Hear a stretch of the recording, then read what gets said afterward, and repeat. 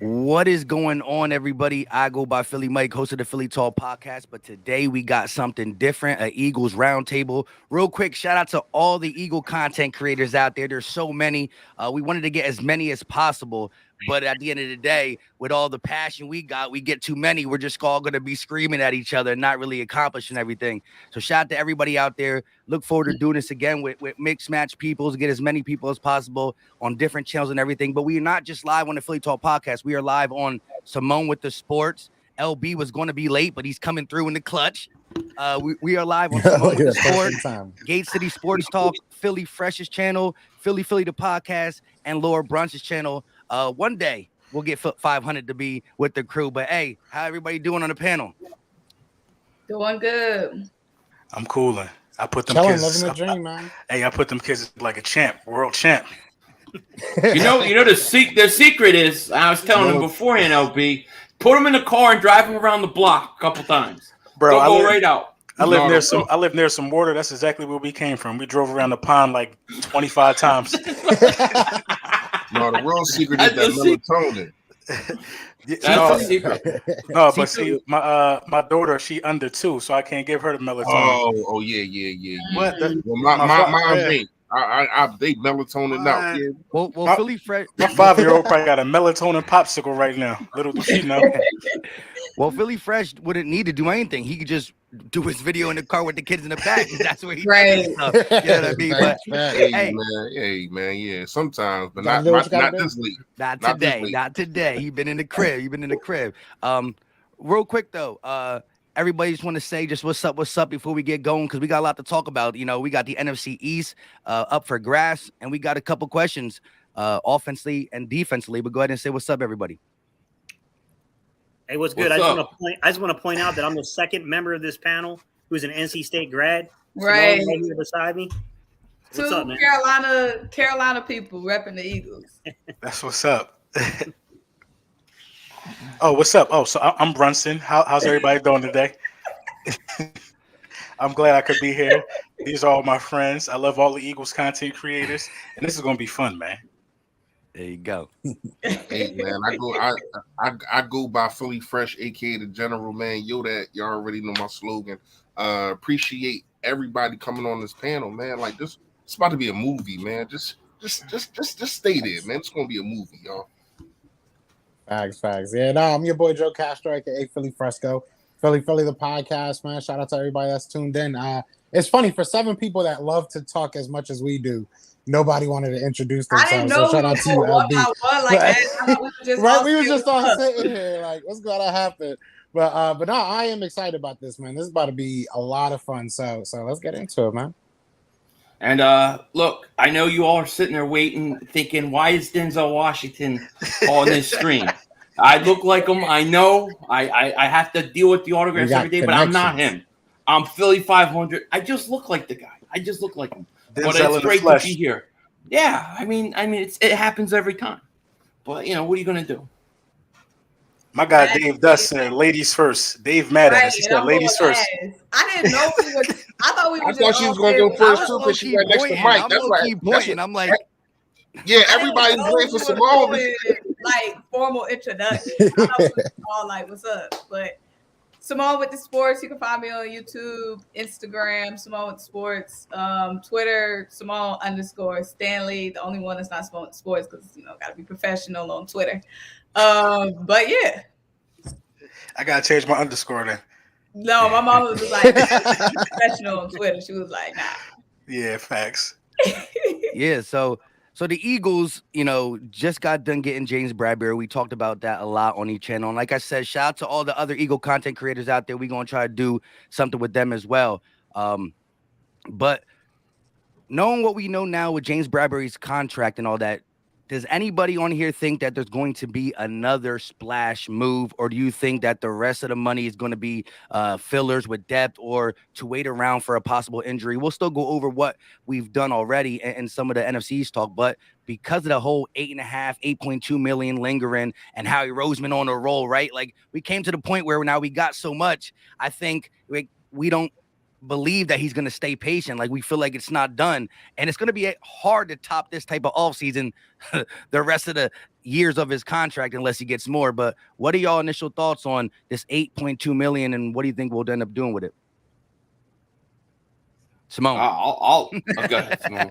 Simone, you go. I'm in class. Like, everybody we gotta let go. He's gotta You go. just He's gotta listen, go. Simone. You just go first from now on every question, and we'll fight it out for second. Every question you got. I definitely think right now we shouldn't like pull the trigger on anything instantly because, like you said, we've made a lot of great moves, but we still don't have that much depth at most positions outside of like the defensive line and the offensive line. So we haven't even gotten to training camp yet. I do think we should hold on a little bit and keep that money in case we have to sign, extra depth pizzas or whatever. But like you said, Howie's trigger finger been itching all off season, literally since the start of the off season. I think I forgot what his name was, Wren or whatever from the Bengals. Literally since day one, Howie's been making moves after move after move. I know the biggest, splashiest move, I mean, I guess you could say maybe Hassan Reddick, but like the biggest move, of course, AJ Brown. But he's continuously been making moves. So I wouldn't be surprised if we do anything else. If we do anything else, the only really position I could see is safety, like that we absolutely like the biggest sore spot right now. But I don't know. I mean, Howie's been making a lot of moves, so I wouldn't be surprised. But I mean, you can never go wrong with more depth, especially at cornerback, because I mean, after the starting 4 guys, it still is a huge, huge, huge drop off. So if he's gonna do something, let it be in the secondary. I'm gonna say I'm batting 1,000 on saying that we will or won't get people because I said I thought AJ Brown and Jalen Hurts were just friends playing around, and I wouldn't put too much stock into that. And how he traded on draft day. I said that I'm a huge James Bradbury guy. I've wanted James Bradbury to sign with the Eagles for like 3 years now, but I said I don't see that happening. What happened? They signed him. So I'm gonna go ahead and I'm gonna triple down and say that we're probably not gonna get a safety or nothing. But So that if means I had to look at it, I would say that safety is the position that makes sense if you're going to upgrade. I think you have Marcus Epps that the organization likes. Anthony Harris was brought back here to be a veteran presence. They like Andre Chachere as kind of that fourth safety special teams ace type. I don't know how they feel about Kevon Wallace. I mean, I like Kevon Wallace personally, but he hasn't been on the field a whole lot due to injuries. He might be someone that might have a little bit of trade value if you got a team looking for a third or fourth safety that doesn't want to spend a ton of money because you can get this young man on his rookie contract still. So, I mean, to me, it's like, okay, what would they do following June 1st? So anything past June 1st where dead money is divided up over 2 years, you don't need to designate anything, or during, kind of the cutbacks for your roster cutbacks. I think those areas make sense to me if they were going to add further, but we'll see, guys. I mean, at some point, I got to think that they're just going to kind of go in with what they got. So I'm gonna triple down, man, because at best, I'm finally going to be right about one of these things. At worst, we're going to add another good player. Smart bet. I'm going to say this. Go ahead, Fresh. No, go ahead. No, I'm going to say I don't think they have a big splash left right now. I think where you could see a big splash is at the trade deadline during the season, if they feel they need a safety or something like that.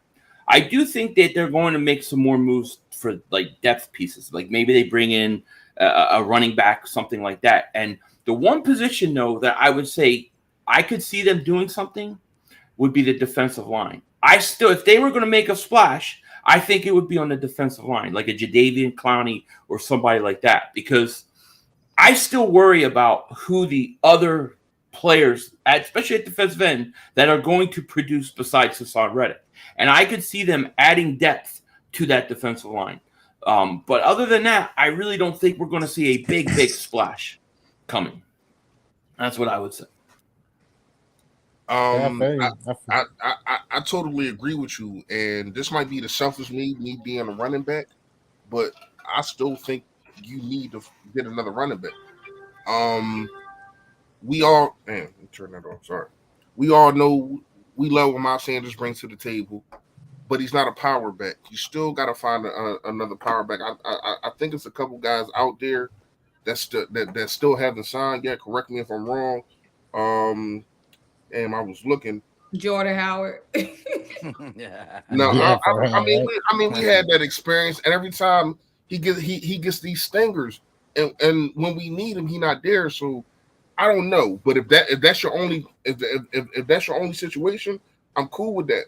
But you still do got a guy like Malcolm Brown out there. I would try him. Devontae Freeman, I don't really think so. I don't think he fits what we're looking for. But when you look at the situation, um, I think Howie threw everything at the defense, and deservingly so, because when you look at it, we were second to last. I know everybody on this panel made a video about us being second to last in sacks. That's just horrible. Like for a team that for the last 10 years was in the top two in sacks, and you just take that kind of a dip like that. It was horrible. And what the how we do, we just went out there and get pass rushers, pass rushers, pass rushers, pass rushers. So I know we're gonna get into this later, but my eyes is on Jonathan Gannon, but my eyes is also on getting the power back, y'all. Yeah, I respect that. I mean, you look at how this team has been formed over. First of all, I will say this is probably the craziest that I've seen Howie Roseman. So I feel like it's fair to ask this question, right? Like a lot of off seasons, it's kind of hoping, but it's kind of fair to ask if he wants to just empty the clip on this season, on this off season, I should say, in terms of the cap. But I also think that he probably wants to hold on to a little bit of that. He probably doesn't want to, unload everything. We still look at next year. We're going to have those 2 first-round picks. We could probably make some moves in the offseason next year. Let's not forget, he brought up 2017 in one of his interviews not too long ago. And that just makes me kind of think that he's not going to be afraid to make a move mid-season or something like that, if we are making a run and he needs to add that final piece. So that's something I think we should, probably be more open to. I would love to get Jesse Bates. I would love to get Chuck Clark. But that's twofolds. That's him giving up the money in salary cap, and that's him giving up the draft assets to go after somebody like that, right? So that's where I am. Like, I don't want to get too excited, but it is a fair assumption that he might go ahead and just say, screw it. Let's just spend the money we got. Let's spend what we got and try and get better this year. But I think he's probably going to hold off. So, I'm going to go with what I'll say. I think he's going to hold off a little bit, but I don't think he's afraid to add some like mid-tier contract if he sees something in this team going forward. Yeah, I agree. I'm tussling with this camera right now. I'm trying to fix it. But yeah, I think holding some money is the best option. You never know what's going to shake. You never know what needs you're going to have midway through the season. And I think, Howie Roseman is he's good. He's good with making decisions during the season and getting those free agents that are disgruntled or getting those guys that are released. We don't know what the finishing pieces are. We just know a lot of the moves that were made. You won't know what you're really going to need until probably like week 8. You know what I mean? Safety might be good for all we know. We know the cornerback situation is good. Linebacking situation is much improved. What really does this team need? I think what you do need, if you're going to spend the money, you might even need one more wide receiver, so you can have somebody that's really good at flipping the field and punt return. We're terrible in that aspect. I think that's a need for us as well. But I think holding the money is the best situation if I'm Howie Roseman. Yeah, I agree. I mean, Jesse Bates and all that looks good, and I think if something would arise in the fact that he's like, I'll take a little less or do this, that, and the third, I think how he might do it. But as 500 said, that trade deadline, let's see where we're at. Right, this Eagles team has added a lot to the arsenal. We already made the playoffs with what we've already had. I think offense and defense got better. And so let's see if we're 6-2 come to the deadline. And now we're seeing that this team can really compete, but we're missing one spot. That's why I think you can utilize that 8.2, maybe restructure somebody else, as Howie Roseman will probably be able to do, and then figure it out then. I agree with all you guys.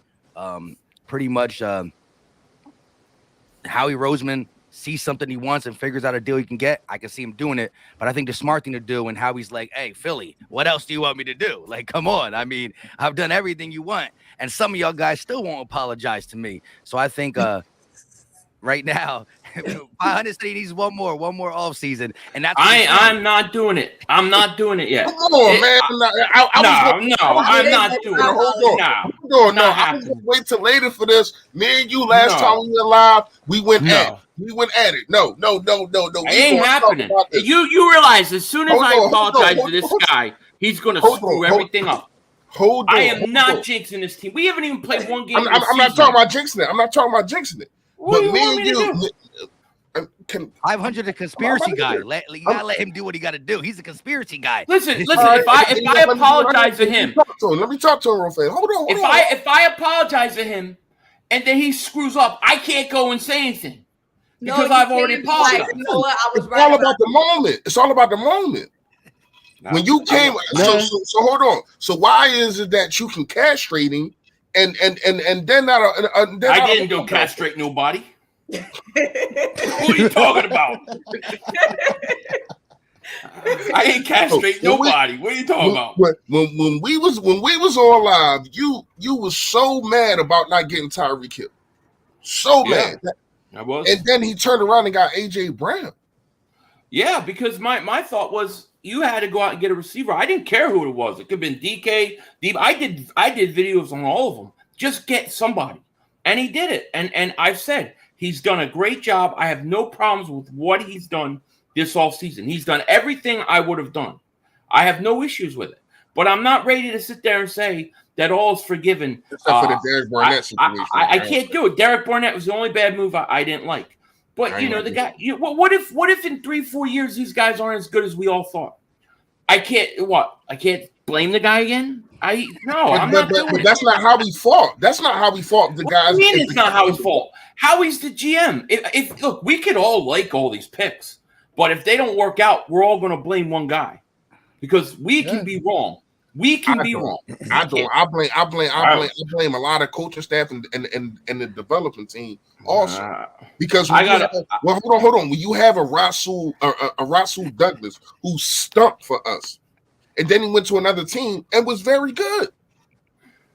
He's all right, but he went to 6 other teams before that. I think he's played 1 year. 1 year. 1 year. He didn't go no Russell Douglas? No, he didn't. He went to a lot of teams before he stuck on with the Green Bay. I might be wrong about the exact number, but I know he went to a lot of teams before he stuck on to them. Washington? No, that was Carolina. He went to Carolina. He went to Carolina, then he went. He played good at Carolina. He went to Carolina, and then the Packers picked him up. Where's Danny Watkins playing? What team is Marcus Smart on? What's Nelson Aguilar doing? There's been good. When Nelson Aguilar left us, he had a pretty good season. But he's just I've never seen a guy air fumble the ball. If he had such a good season, why didn't he stay in Oakland or Vegas? He went to New England. New England thinks he stinks. He blew that Dallas game for New England. I'm not apologizing to Howie Roseman until he has one more good draft. Or if they're 12, if they've won 12 games next year, I'll give it to them then. And listen, I've thought about apologizing. Here's the thing: can we all agree? But can we all agree that we could have probably won 11 or 12 games if it wasn't for bad coaching and not running the football last year? That's facts. Yeah, but let's just say this though: 500. No, I don't think so. Go ahead, Mike. 500 has a thing going for him. Listen, since 500 created this whole Howie vision, right? It's been low-key good, and he said on this. He said multiple times that Howie vision ain't necessarily bad. You could take it both ways, and right now it's a good version. So the Howie vision thing can teeter-totter, and right now, as a conspiracy guy, as 500 is, he feels like if he apologized, and I don't want him to because we've been having too much good juju. But real quick, shout out to Showtime. He said this team is stacked with talent. I just like this panel. Shout out to you. And G Brown said, I'm a Niners fan. I'm happy we don't play the Eagles. Okay, somebody actually a little scared of us. I like to hear it because some people would have you think that we're still not that good. JB said, we don't have to apologize. Rager is still on the roster. That happened. Now we can acknowledge what he's done currently, but to apologize is say he never sinned. And I'm just going to say this real quick. I'm on Howie's side. But again, I ain't mad at the people who still say, let me see one more season, because the next season is also going to be the part of the future. Like this turnaround has been immaculate from 4 wins to a playoff berth to now, being, favorites, possibly making a lot of changes. Like the turnaround has been great. However, the turnaround has been great on paper, and we have awarded Dallas the paper champs multiple times. Right now, I'm going to take it because right now we don't got rock to play with. We only got paper to play with, and our paper looks good. We got to just make sure we can win games with it. But I think but here's the thing when I say apologize. 100%. But here's the thing when I say apologize. I'm not saying that he hasn't made bad moves, but what I'm saying is a lot of people wanted him fired. Mm-hmm. And when you look at the moves that he has made, I don't know another GM that would have did what he has done.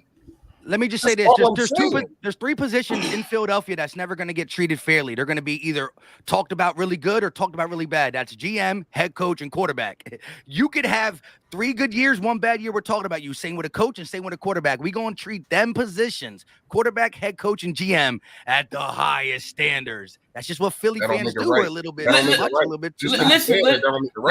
Listen. I'm not saying right or wrong. I have said this about Howie Roseman before. I've said this since 2017. Howie Roseman is very good with trades. I like the way he does contracts. He's very good at that. My issue with him is talent evaluation. He has been horrible. He has been horrible for a long time. Now, he had 1 good draft the year before. I think he had another good draft this year, but we got to see. We haven't played 1 game yet. If I go out and when I apologize to this dude, it's going to be official. I might put a suit and tie on. Right? It's going to be done. But I might want him gone by the end of this year. But what about in 2019 when they only had 5? I forgive him. I forgive Howie Roseman. In 2019, he only had 5 picks, and every last one of them was starters, or we traded Matt Pryor. Everybody else was a starter on this team right now. What about that? What about in 2019 when Carson Wentz had nobody to throw to? And he 4,000 yards. He had nobody to throw. Who do I blame for that? That was horrible. Well, who do I blame for that? Howie. You can blame Howie, but it seemed like you can blame Howie, but then you can't commend Howie for the things that he has done. What do you mean? I've been nothing but saying Howie's done nothing but a great job this all season. I'm just not ready to say that the slate is washed clean and we could start over. I can't do that right now. I'm easy. I need 1 more draft. I'm easier than that. He got me. Howie got me. Listen, but I understand Philly 500 too at the same time. I understand anybody who say they need to see more because Howie also burned us before. You know what I mean? Howie, come on, Jalen Reagor, man, you really come on, man. Justin Jefferson. That was a horrible pick. That was crazy. Arcega-Whiteside, Mac Hollins. You can name as many bad ones as you can good ones. Howie Roseman in the 5th round, though. But he was here like 7 years. It felt like, and it's the thing with Howie Roseman. He gets these bad players, and then he never wants to cut bait. Like the Jalen Reagor experiment is done. He holding up a valuable spot, in my opinion. You know what I mean? I'll think of what. There you go. So Howie Roseman than Jalen Reagor. Howie Roseman is so cheap. He going to ask him to serve popcorn. All right. So what if you can't be a tight end? Go serve some popcorn. You know what I mean? Even Jay on the white side. What if he go to tight end because he's not a wide receiver right now? So what if he go to tight end and ball? Then what do we say? Then you say the job. It's very unlikely though. What if I don't think it is neither. I'm just asking. Are we giving the coaches credit? No, because I give nobody credit. He ain't making it. If you go to tight end, he has a better chance of starring in his own Mary Poppins movie than making tight ends. I think the whole situation is complex. I think on one hand, to counter some of the things you said, 500. When Danny Watkins was drafted, Howie didn't have power. Andy Reid did. Yeah, no. Howie had power. If you go watch the press conference of Andy Reid, he goes, I'm not. Go watch the press conference when Andy Reid says that was Howie Roseman's pick. Howie Roseman has admitted to Danny Watkins. Danny Watkins, what was he? A defensive end? They took power from Andy Reid after the Macklin year. They Marcus took power Smart from him. Oh my God! Howie Roseman drafted Marcus Smart. Yes, Smith. Smith, the Marcus defensive, Smith. No. Chip was a linebacker. Slow down. Kelly- Because you're wrong on a few things Chip here. Kelly Scott drafted Double. Marcus Marcus Smith. Smith No. was drafted by. He was He drafted was not trash. by Howie. He was drafted. Nah, by he was Chip not Kelly's boy. drafted. No, he was He was not. dra- He lost. He Ah, we got. gotta He look was. this lost. up. He Howie- was drafted by Chip Howie- Kelly's boy in No, 2014. no. And then Chip Howie Kelly. turned around and stole power. Chip Kelly in took 15. power. Chip Kelly took power after that pick, after that year in the draft, because they screwed the whole draft up. You're wrong, If bro. you look it up, You're wrong, I'm telling you, 500. look it up. I'm Wrong. telling you, I'm I not don't have wrong. to Who we Marcus talking study about? this What stuff. Go player? look it up. Marcus Smith. That was not That was Chip the pick. Kelly. Marcus That Smith was a was Chip Howie Kelly. Roseman pick. It was That not. was a sir. Howie You're wrong. pick. Howie You're wrong. fully admitted it already. He's He did admitted not these admit things. anything to Marcus Smith, and of course, if you're the He general did. manager, I'm you're telling gonna you, he take drafted ownership Marcus of it. Smith. That doesn't take away from the fact that they brought the dude in from San Francisco to work with Chip Chip Kelly. Kelly And was he made pissed off those about the picks Marcus because they're Smith. converting. we were Howie converting got- the defense into a Howie got 32. put in the. What year was Marcus Smith drafted? Was that 2006? 2014, bro. Oh, 2014. And after 2014, Howie Roseman went to the boiler room. Howie Roseman was put into the boiler room because he fired the guy. He got put in there because On Chip's Chip day Kelly off. did not. So the Marcus- overall, go so the look it overall up. Marcus consensus. Smart. YOO, you were Marcus wrong, bro. Smart. It is I'm not. verifiable by a Google search. They're Howie Roseman verified. old dude from the Verified. 49ers. But And then Chip got verify back it. and was ticked off. Verify He said that he- Marcus Smart was drafted by Chip Kelly. It wasn't true. His name's not It was Marcus Howie Smart, Roseman. man. I'm It's like Marcus Marcus Smart. Well, He Marcus was Smith. watching Eastern Conference Finals. Yeah, you I was watching watching basketball. I was watching basketball. Yeah, I'm How watching we- basketball. How are we supposed Hey, to know that's a what his name different was? thing. He ain't performed. Shit, I thought his name was Marcus Smart too. Marcus Smith. No. Marcus Smith was a Howie Roseman pick. No question. No, he about it. wasn't. You're wrong. We could bro. I mean, All we right. can always I we can disagree. always look it up and verify. Or I guess you guys can, because I think you guys care. I don't Either way, need he to was verify. I trash. know it's true. I already know Either way, it's true. either way, he was trash. But this is the All thing right, about let's- this is the yeah, thing about let's- Howie Roseman. In a nutshell, for me, before we move on from this one, he progressed in drastic ways. You know, he got better at drafting. I think he just started picking guys who won awards in college, but that works for us. And I'm happy that he learned some type of method of getting better, because it was looking grim for him. So, you know, I forgive him a little more than others, I guess. I mean, Like, the last 2 years, There- he has picked 2 players that won the national championship. When you look at Devontae Smith and Leonard Dickerson, then this year he picked 2 other players who has won the national championship. All right, here you go. That's a Here's great an job. article. Here's an article from January 19th, 2016. Here's what it says. Howie Roseman says he decided to draft Marcus Smith. Mic drop. I Mic wish- drop. I Thank wish- you. I wish There I you wish go. I wish I could turn my camera on, because Right I am there. cracking He up. admitted Back it. over control of the organization. Of course, you're going to say everything Howie that Roseman. happened. Okay, so was under Howie the law. says he's going to draft him, but we're going to ignore that he said that. We need some order. How can we ignore that? He just, I Come on, just Five pulled Double an O. article. It Of took me course, 2 when seconds. you're trying to take back control in Okay. 2016 Well, of see, the I organization, of course, I you're think- going to take ownership think- of everything. I think you're giving him a pass. To me, I'm going to take his word for it. If he says he decided to draft him, I'm going to say that it was him. How can I not? Why should I not believe Howie Roseman about him admitting it? You can't tell me, well, the guy admits it, but oh no, we're not going to. We're not going to believe that. He said it, so I hold him responsible.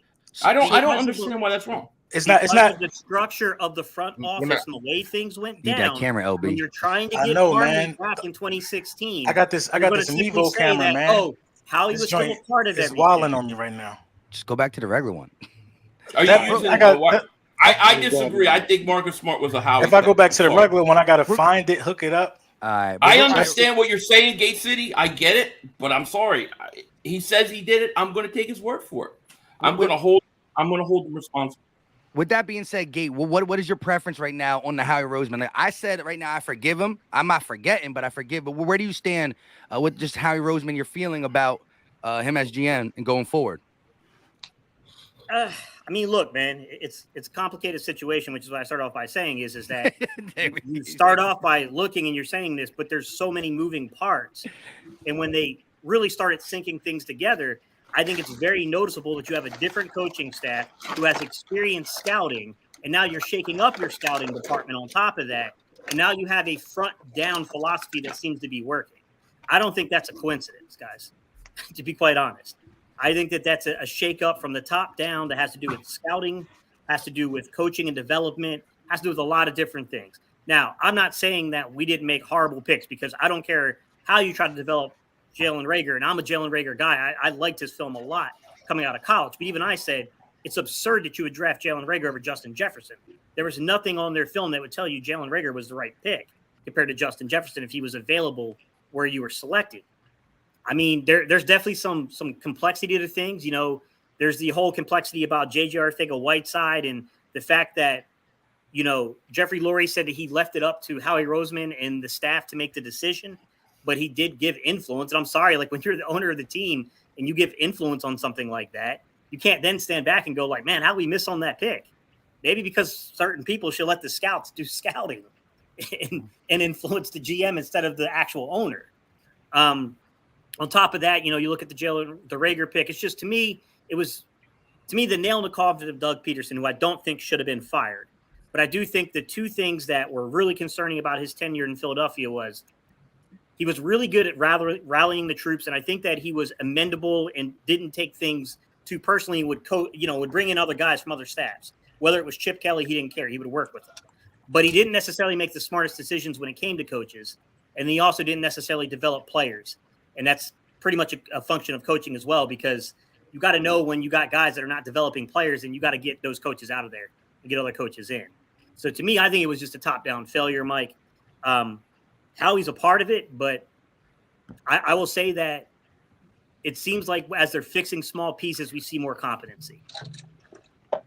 All right, let's get these super chats out the way, and then we're gonna get into some like legit answers, because I have a question I put on a post, and it's almost like 50-50 with the audience. I want to get all y'all takes on it. But G Brown said the media is up and down on Trey Lance. I understand why. He's unproven. How do we feel about Hurts? We're gonna definitely get into that. Drew says salute to the Philly Kings and Queens on the Eagles content. At some point, let's talk Dak and his 1-3 playoff. Yeah, we definitely gonna get into the NFC East. We got to talk about them Cowboys because all they do is talk about us on every episode now too. So we got it. Why not? Let's have a little fun. Alex B said, gentlemen and ladies, if the Eagles win the division and we destroy the Washington football team, we owe Howie an apology. Our main gripe with him is drafting Hurts. After him getting rid of Wentz seems to right the ship and the move. JB said, I think it's fair to accept 3 more good drafts from Howie. I'm not asking for a blockbuster, but we don't deserve Reagor-ish either. I agree that A.O. Frost said, yo, let Simone talk, guys. She's going to get to go first on this, and then we're going to go to Philly to Missing Podcast. He keeps I think I'm good now, though. Yeah, again, if we missed the super chat, sorry. We are live on 6 channels. It's not just the 1 and 2, me and LB. We're live on Simone with the Sports, who's going to go next. We're live on almost everybody's every person on the panel. Clifton said, why does it have to be forgiven? Can he just improve upon this weakness and currently killing it and trusting the team around him? Yeah, I agree. I don't think you necessarily got to say sorry. It's just fun and games with social media. And I think if you're holding your stance like Philly 500, it's nothing wrong with it. But see, as long as you're willing to give him kudos for what he's done now. But here's the question. The upgrades on offense and defense, we're talking about going into the season week 1, Simone. What do you think the stronger side of the ball is? Just because you say the other one's not, just because you pick one, don't mean you're disrespecting the other. But going into week 1, are you more excited for the offense That's or the a great defense? question. Let's go and give a little reason why. Offense or defense? Because right now the post I put up is almost 50-50. So a lot of people are going both ways. Simone, what do you got? Excited for definitely the offense, just because Devonta Smith, AJ Brown, Jalen Hurts. I'm really excited to see, of course. This is Jalen Hurts' make or break year. So I'm really excited to see. Now he has, what I've been consistently saying is, early in the season when Jalen Hurts was struggling, he didn't have the run game, and he didn't have a traditional big body, wide out receiver, big target, somebody you could throw open, contested catch kind of guy. Then he got the run game, but he still didn't have that type of traditional X receiver. Now he has all run game, tight ends, offensive line, big body target. You got your slot guy, you got Devonta Smith, you got your best friend. So I've always been supporting him, but he definitely has it all now, all the ingredients. So I'm excited to see that. Of course, excited to see AJ Brown. But I think the defense, I'm excited to see the offense, but I think the defense is going to be the side of the ball what I'm excited for is the electric. Yeah, it's hard. It's hard. It's a hard question. I think the defense is going to be the one that should be the one like last year leading the way. They didn't do that last year, but this year the defense is loaded with veterans, just like it was last year. We still have new pieces on the defense, and a lot of new possible starters on the defense too. Some rookie starters, just depending. But I'm excited for the defense too because now about special teams, we got a new kicker. Now I'm processing it. But okay, Yeah. I think the defense needs to lead the way. All right, Simone, let me just say I this feel then. like is the biggest leader on this team. He's got James Bradbury now. Vontae Maddox can stay and lock up the slot. I think this is Darius Slay's like leadership. So I'm excited to see the defense. Jonathan Gannon has all the pieces he said he needed. You got them now too, Jonathan. So shoot, I guess defense now that I talk about it. Well, yeah, see, because it's two different. What could be before anybody else goes, and then if you can clarify, because exciting and what do you think is going to be the better side of the ball? I think the defense is going to be the better side, but I'm excited to see the offense. Yeah, because it is wording it makes it different because a lot of people always are going to be excited for the offense. But if we had to say going into week one, I think the defense carries the offense or the offense carries the defense. And again, people automatically assume you think the other side is going to be trash. No, but every team has a better side. Simple and plain, you know. Go ahead, Philly, since you keep before your internet leaving. Yeah, I know, right? Before my internet cuts out, can y'all hear me? Am I good? Perfect. Good? No, you're good. Yeah. Cool, yeah. Before anyways, let's just talk before I get kicked out. I would probably say the offense. To be honest with you, the offense has shown that they can at least carry this team. This defense, while we added a lot of pieces, we haven't really proved anything. So until we go out there week one and blow somebody out defensively, I'm not going to hold my breath. I think that we do have the pieces to be good, very good on defense. But until it happens, I'm just not going to say it. I've seen this offense go out there and run down people's throat. I feel like Nick Sirianni understands what he has. I feel like he has more now. He's shown me that he can use his pieces and, win games. Jonathan Gannon has not shown me anything yet. And I'm going to be blunt with that. Like, Jonathan Gannon has not utilized any piece to this puzzle. You can say he did well against backup quarterbacks and bad teams, but the defense. Well, he's gonna have Jared Goff week one.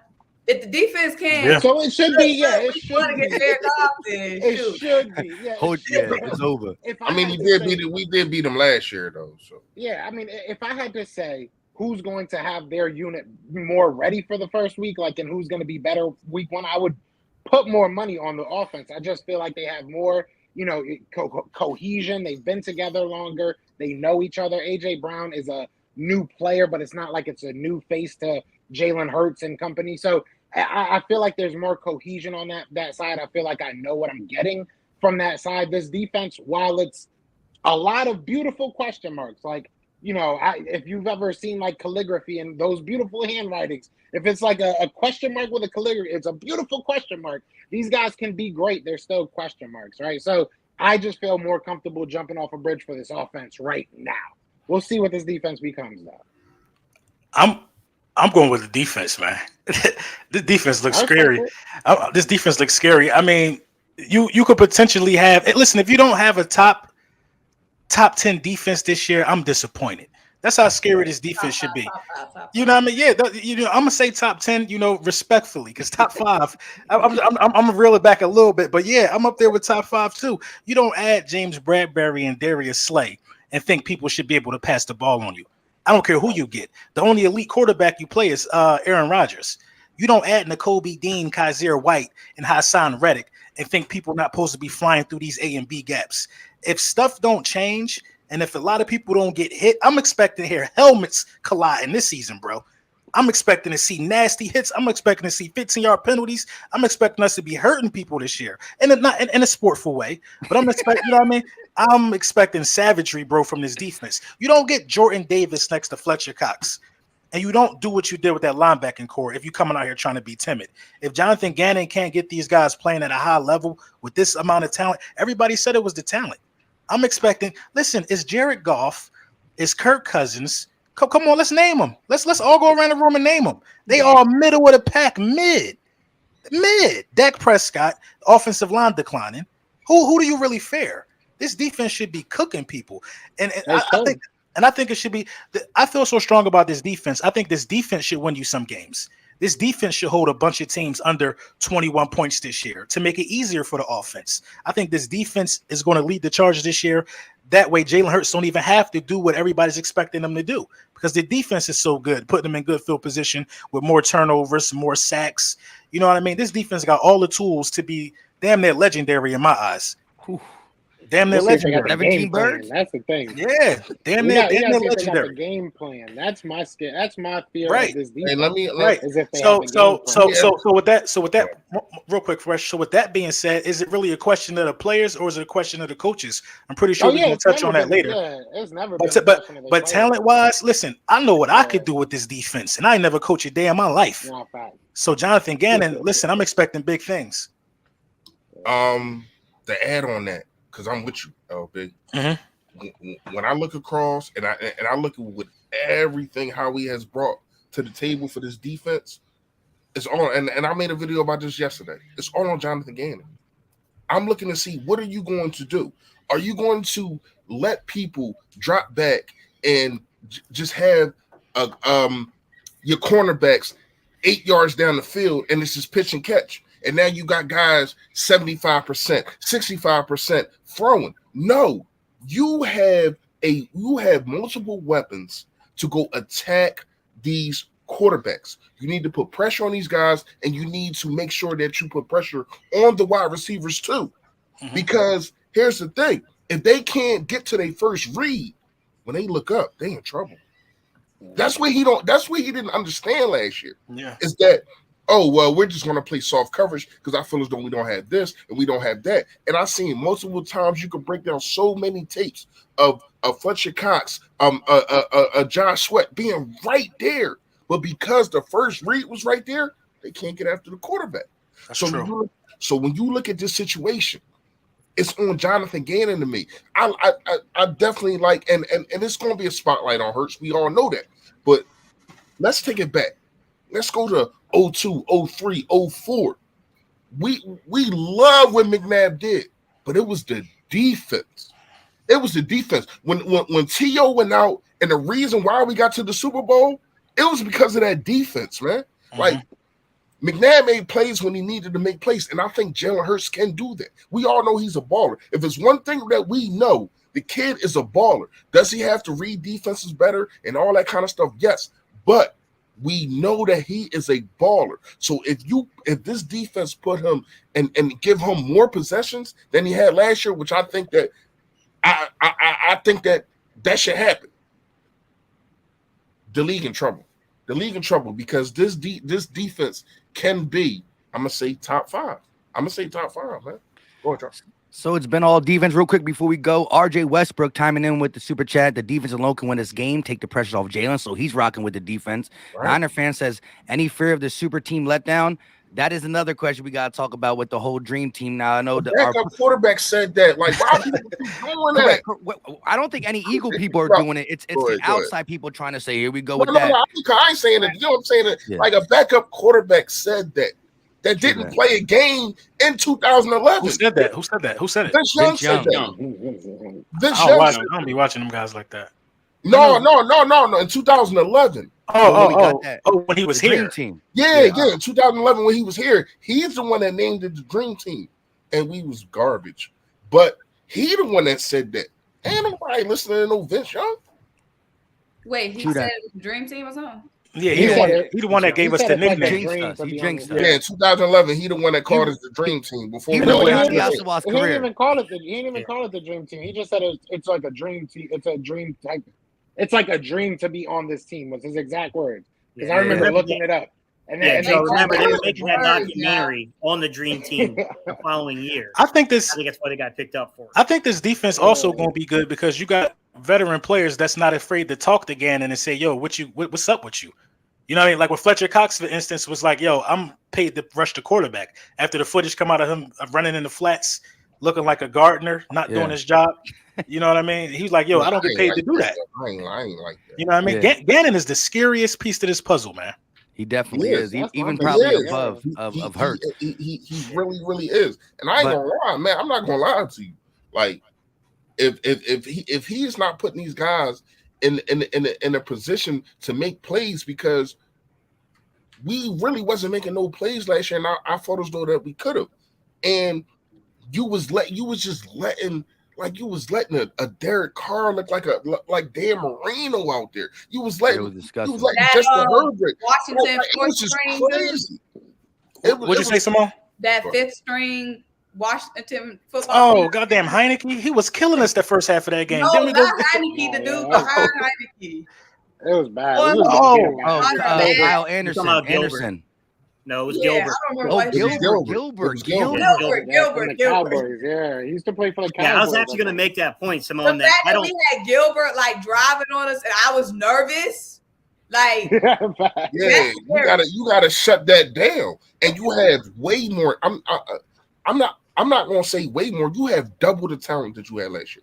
Like he has no because Eric Wilson was buns. Eric Wilson came to this team, and we all thought that he was going to be the guy. He was buns. I don't think Hassan Reddick was. He was. Yeah, I don't think Hassan Reddick is going to be that guy, going to be bad, and I don't think Kazir White is going to be bad. So you just doubled that right there, and then you upgraded over Steven Nelson, who was getting targeted at the It don't matter. It don't matter what we say. Last year, we could say he didn't have the tools all we want. He had the tools enough to take away the first read because you got Darius Slay. Right. Yeah. You know what I mean? If you would have took away the first read, you would have gave that defensive line more time to get home, like you're saying. He just didn't take away nothing. Yeah. Everybody just refused to change. That was my thing. He refused to change. Like there was never a point, and that's why I have no type of faith that he's going to do anything with his defense until he does. He didn't change anything last year. At least with the offense, they understood that their first game plan was not working. Time to change things up. Obviously, it took far too long to make that decision, but they made that decision. And the defense never came to any conclusion that things weren't working. You know, you had players kind of talking out, saying that it wasn't working for them, namely Fletcher Cox, who we all blame for having a bad season. So it's like these guys were saying that this isn't working. So until we see Jonathan Gannon really switch it up, I see a lot of, he's going to run this exotic package, that exotic package. I saw a coach that was barely running man coverages. You know what I'm saying? I saw a coach that was barely running smart defenses. He just wasn't doing anything. So I don't believe it until I see it. So I love the talent, but and one of you guys said like the scariest positions. Like it might be, but honestly, we can replace him, and I'm kind of fully prepared for that to happen because if you can't do something with this defense, I think you guys all said it. If you can't do something with this defense, something's wrong. Something's internally wrong. So you gotta go. There's not much to say. I just don't have faith in it. All right, I love when here 500 again. Let's answer yet. And mine, we got 3 more to go. But go ahead, Mike. Now go ahead, 500. Got to give us your speed. Oh, I thought I was talking too much. I was just trying to chill out. Nah. You good. There's no such thing as talking too much. All right. So I think the strength of this team is still the offensive line. I still think that's the best and the strongest part of this team. And I think everything goes to the offensive line. And if they come out and they run the ball and they eat up clock and they have weapons with now A.J. Brown, Devontae Smith, I still think that's the strength of your team. I have a lot of questions and a lot of fears about Jonathan Gannon. I don't know if he's really going to change as much as he said. I got to see a lot more blitz and a lot more aggressiveness. You guys talked about you can't have over 80% completion percentage against your team by multiple quarterbacks like Derek Carr. I mean, it just can't happen. I have less faith in him than everybody else. I still think the strength of this team is that offensive line, and to me, that's why I think the offense is got to carry this team more so than the defense. I hope I'm wrong about Jonathan Gannon. We'll see, but to me, it's the offensive line. Yeah, Jonathan Gannon, man. I'm terrified. Spooky. I'm going to say that the strength of the team would still be offensively because it's going to come down to the play callers. I know that Nick Sirianni can adjust and do things. I know that the offensive line – I like our defensive line. It's a veteran group, but the offensive line actually got home and did what it was supposed to do last year, not the defensive line. Now, here's the complexity about judging the defense and why that happened. All right, we were 26th in terms of DVOA defense in the first quarter. We were 25th in the second quarter. That's putting your offense in quite the bind when you're that bad defensively in the first half of football games. Yep. On top of that, we played 17 quarterbacks. Anyone want to take a guess at how many quarterbacks had 2.9 seconds or more to throw? One. I watched your video. Yeah. 1 out of 17 quarterbacks, man. He did his homework. So we didn't give guys time. Like the pressure was there. No. I would argue, LB, yeah, that if we made them hold the ball more, it would have gotten home. But, we're looking at the win rates, LB, and it's like I can't even judge the defensive line because we're not making quarterbacks hold the ball long enough for the defensive line to get home. We had one guy hold the ball for 2.9 seconds. Okay, I see what you're saying. He got dropped 4 times in that game. Dak Prescott. Yeah, he got dropped 4 times in that game holding the ball 2.9 seconds. Wait, so you're saying that Jets quarterback that we played? Zach Wilson. Oh, that was White. Wilson it was something White. 2.66 seconds. Was that Wilson? You want me to go down through the list for everybody? Yeah, Zach Wilson. Zach Wilson tore us up in the first half, by the way. Yeah. He did. Right. Go ahead. You can run down the list real quick. Go ahead, Gabe. Right. Matt Ryan got us 2.58 seconds. Jimmy Garoppolo was 2.58 seconds. Dak was 2.9.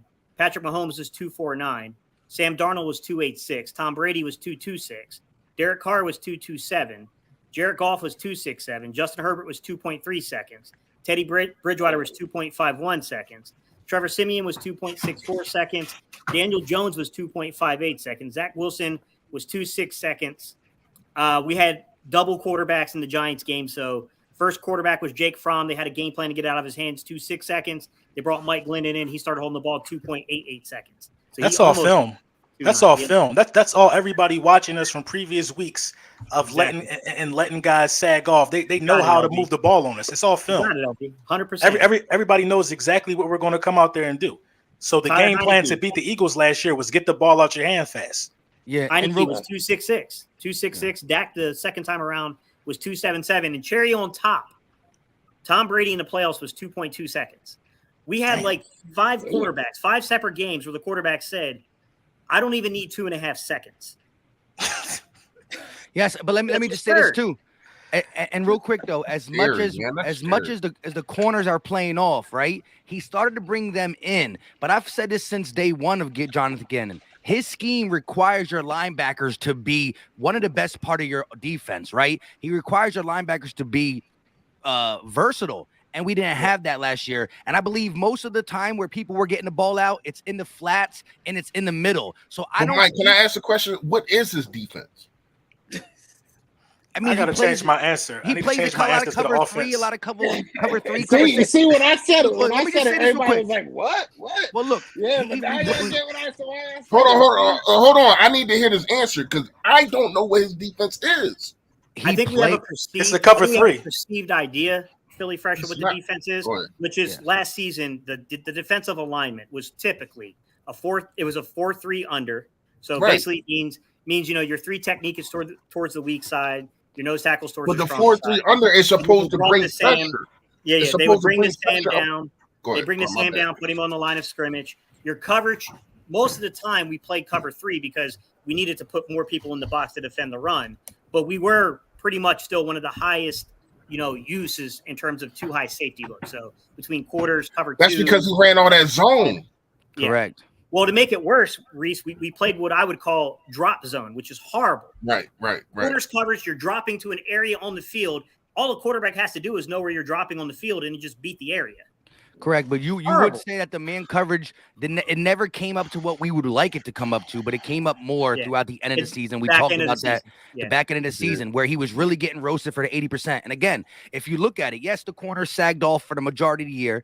Yes, the corner still sagged off at the end, but most of the coverage was getting beat was in the middle of the field and in the flats. We were having guys take the ball at the line of scrimmage and get first downs on us, and that is a killer. And so what I'm saying is with the upgrading linebackers, and I'm not holding my breath for Jonathan Gannon either. I believe he's as much and even more than Jalen Hurts, a guy I'm going to be having my eyes on.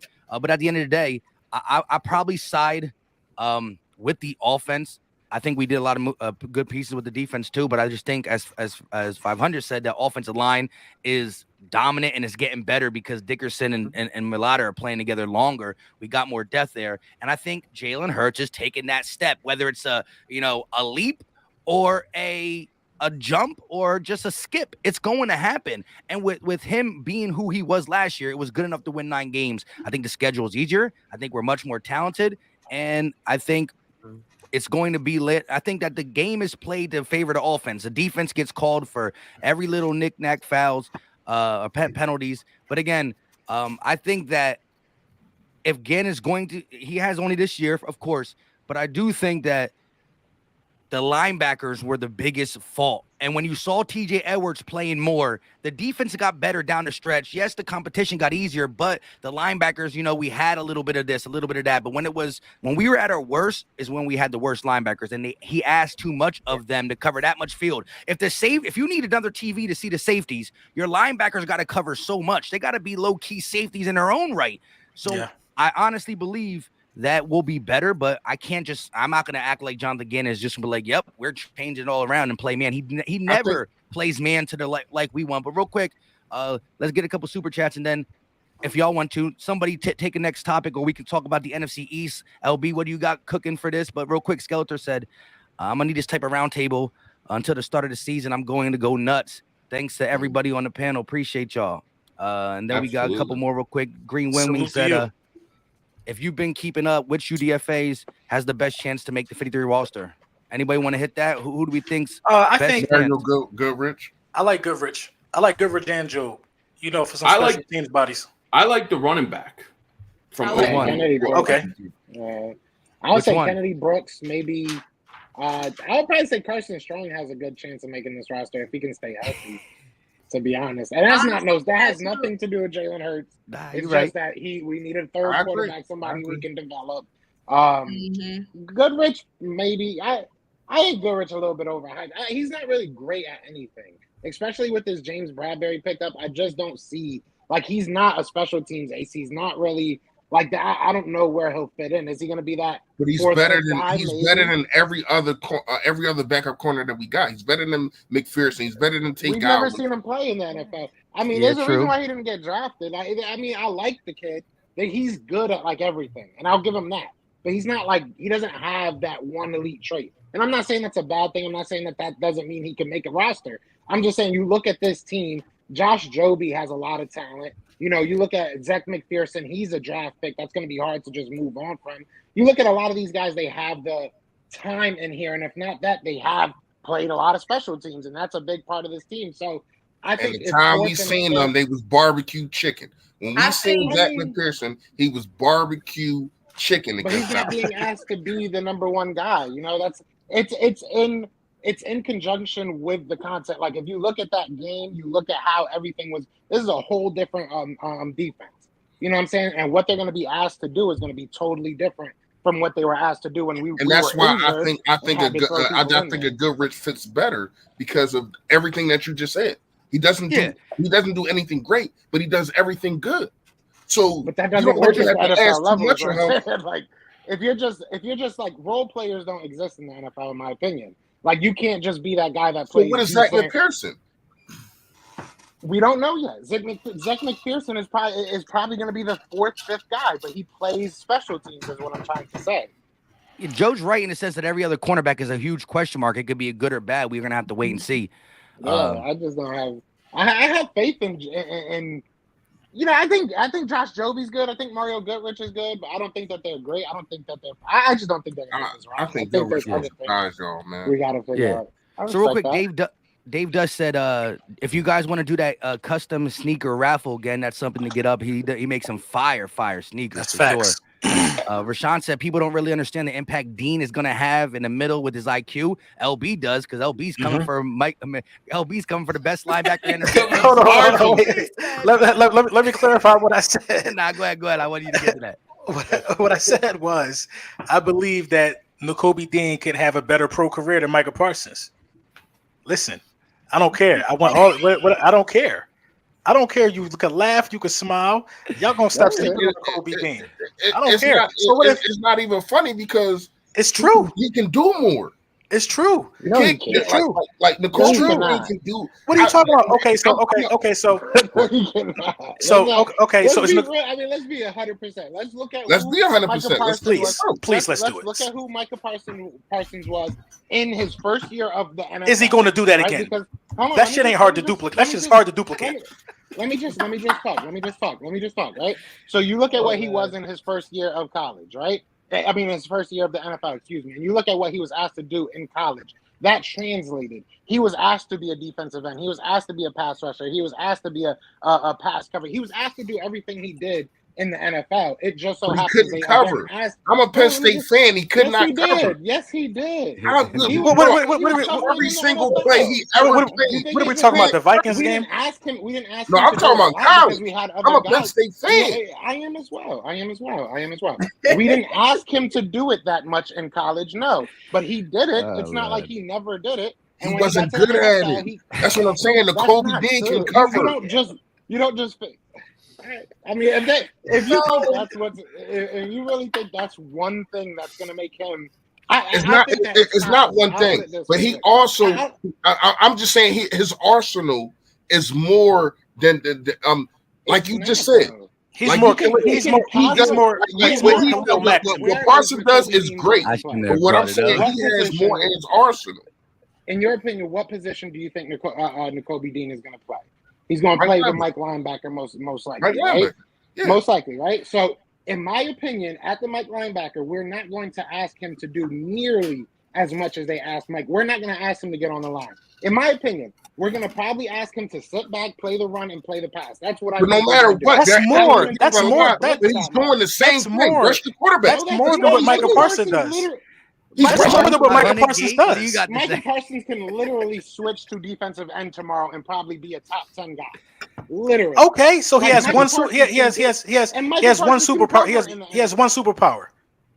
And Where he was- can cover. He can blitz. Where was He all the can, smoke? He can't cover. I He didn't- can't cover. I don't know. love I don't our know. Players. I love like our Micah players. Parsons. I'm not gonna put the.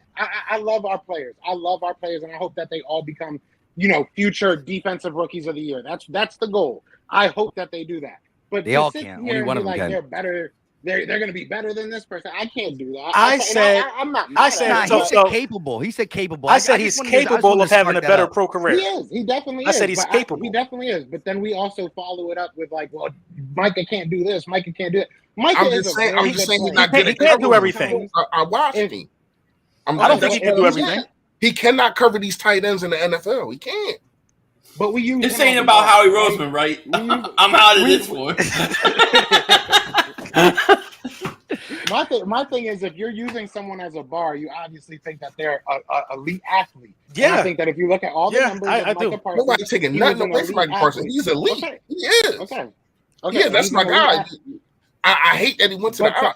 I watched him his whole career I though. feel you, bro. But to ask our third round player to be that Oh and my to put that bar on, We that, know where he was. It just We know where he makes- should have been it drafted. just doesn't make sense He because shouldn't have if been you either. have Like, zero, But you're asking the still of the draft though. This is not just a third round Okay, pick. that's is our the opinion still right now. of the But you're draft. making it. Everybody on this other panel made a players video can't play. saying that he's the still of the draft. He's not just a third round pick. We let see. This is my thing. I said this for a reason, because for it to happen, we got to treat him like it at some point. Yeah, you So got so the coaching staff got to give him the minutes adequate enough to even challenge the season that any rookie linebacker that won Defensive Rookie of the Year has had. So if we just make him a rotational guy, of course it's not going to happen. But if you let him go out there and become the leader of this defense, and with that which he can become in the next 2 years, you know what I mean? It can happen. He's done everything that Micah Parsons has done except put his hand in the dirt and consistently rush off the edge. The IQ of N'Kobe Dean is next level. Next level. You talking about the ceiling? You talking about the floor of a guy? The floor is Kaiser White. You know what I mean? Who just led goddamn the Chargers in tackles. And the ceiling to me is like Ray Lewis based on the IQ alone. Ray Lewis, one of the smartest guys. Now I know. Now listen. I know Ray Lewis is bigger. Ray Lewis is stronger. But Ray Lewis was extremely smart. He didn't get there all the time and rush these quarterbacks with his size. It was smarts, man. It was smarts. That's the ceiling for me, man. no. That's but the ceiling for me. I'm not going to let I'm I'm gonna not give him Hugh Douglas. I ain't gonna give him Ray Hugh Lewis. Douglas. Yeah, I ain't Hugh gonna get Douglas a the great defensive. He's a defensive lineman. lineman. 200 pounds more. Hugh Hey, Douglas my is a thing defensive is- lineman. we're talking about three I gotta different say players. something on D-Law, this. we're You talking about this Trotter? subject. I gotta say That's what something. I met Trotter. That's Mike my Trotter? I gotta say something about this, if it's okay, because I think Parsons is an absolute monster. Okay, I think he's an absolute monster. Is Nakobe Dean going to have the career he's going to have? We'll see. He's only done it 1 year, right? But I got to say this. LT saying that is flipping out all these Dallas Cowboy fans. I don't think that's very – I don't think that's a big deal. I think it was more of a big deal to hear the Cowboy fans try to compare him to Lawrence Taylor last year. Thank you. That Thank is you. more ridiculous The Cowboys to me fans. than anything. If you're going Yeah, I to hear that. if we're going saying. Thank you. If we're gonna sit here and let everybody get away with saying, "Oh, Lawrence Taylor," I can't compare my guy, Nakobe Dean. Everybody was running to the altar to give praise to Nakobe Dean all season. Now that he an Eagle, we forgot what he was. That's Everybody everybody. Just when we got Bradbury. I never heard so many. I never heard so many grown men in my life tell me another man too small. I never heard it. I never heard this much in my life. He's too small. His hand size, his chest. They measured his chest plate. I'm like, bro, this Philly. AI is the size of a 5th grader. And he's still bald. You Yeah. see what I'm saying? Deshaun Jackson is a little guy. Like, I'm not here to because the guy's small, nah, bro. Now, listen, he gonna cook. Give him the time on the field. I got him cooking, man. There you go. Parsons a monster. Parsons a monster. I don't want to say anything. He's a monster. But people comparing him to the greatest defensive player I probably ever seen, the scariest guy I've ever seen play the Eagles. I just think that's a bigger leap than anything LB is saying. I don't think that's nearly as big a leap as what the Cowboy fans were promoting last year about him being the next Lawrence Taylor. Here's Lawrence Taylor and Reggie White combined. Come on. This is the thing, though. I want to hear Simone and Gates on this situation. Simone and Gates, just give me. Could you see the Kobe Dean? Could you see in 2-3 years us saying, "Dang, who is better, Micah Parsons or the Kobe Dean?" Like we don't gotta say he's better already. LB didn't. The Cowboys fans twisted his words when they got retweeted 1,000,000 times. I just said it because of the IQ. But Simone, you go first and Gate. Could you see Dean rivaling the competition between linebacker and linebacker later down the line? Do you got that much faith? Well, one, like somebody said, Michael Parsons was a dog, defensive rookie of the year last year, but it was only 1 year. So we can't, the only thing you can debate is, will Nakobe Dean have a better rookie year than Michael Parsons? All he had was 1 year. So he's shown that he could be a Cowboys great maybe in the future, but it's still only 1 year. We can't tout any player off of 1 year. Two, now I love Nakobe Dean. I live in Georgia. Everything is Georgia Bulldogs. I watch Nakobe Dean every game on Saturday. The only games I get is UGA. Every freaking play on Sunday, Nakobe Dean. He's a dog. Best player on the best defense in the nation. Thank you. Best player on the best defense. And if they want to say, oh, Jordan Davis made Nakobe Dean look good, shoot, we got Jordan Davis too. Talk to him. Talk to him. Talk to him. So what we talk about at UGA, he gonna make him look good in Philly. But my thing is, Nakobe Dean is a dog and he can do it all. Now the biggest knock only on Nakobe Dean is his size, but he's never let his size stop him on any level that he's been on. It's the IQ. The dude sees stuff before it happens. So he can make up for the lack of size because he's at the play. He's there making the tackle before they even see him coming.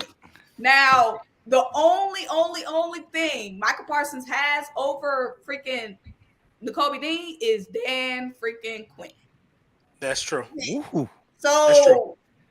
Michael Parsons, they knew instantly what to do with Michael Parsons once he got to the league. Jonathan Gannon, do we trust him to unleash Nakobe? No. That's the No. question.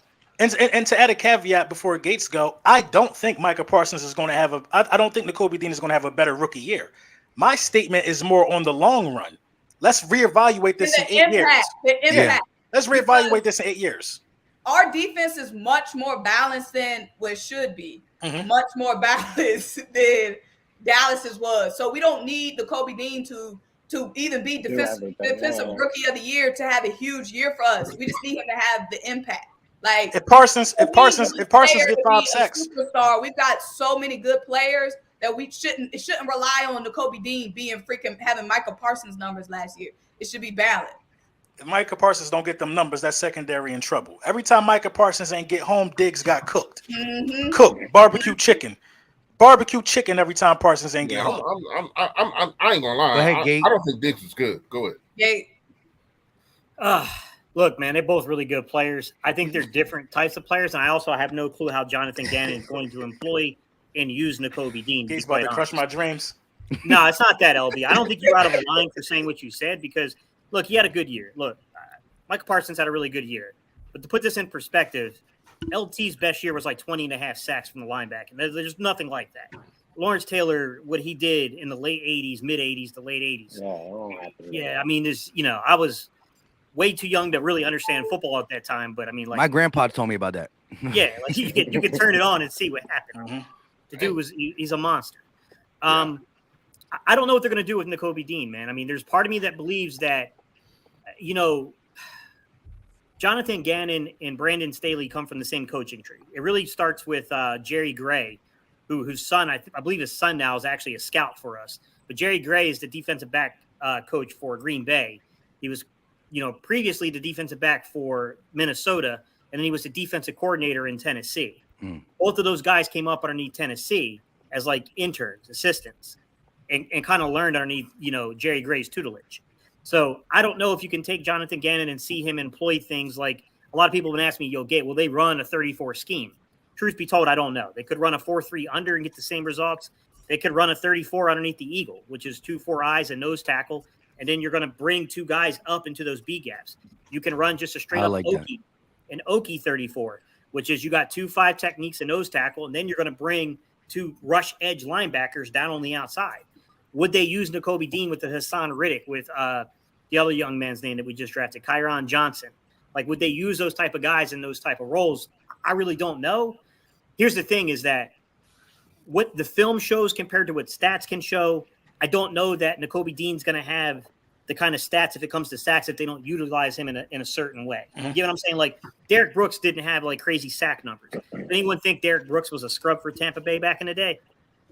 Dude was next level, man. Like, Next level. I don't know how they're going to implement and use Nakobe Dean. That's what's scary.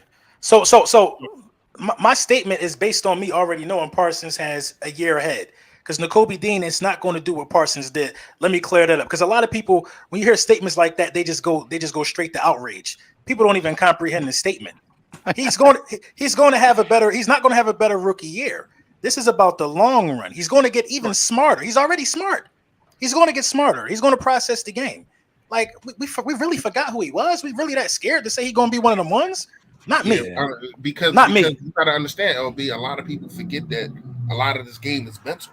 You know what I mean? Yeah. And if you had a mental and like Simone was saying, he sees things before they happen.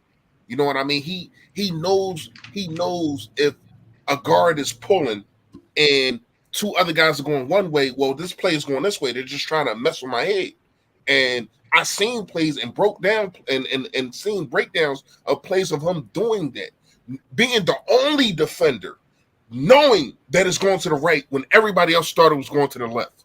Like these are the things. These are the intangibles. Should I say, man? I don't even think it's intangibles, man. I think he's just a technical wizard.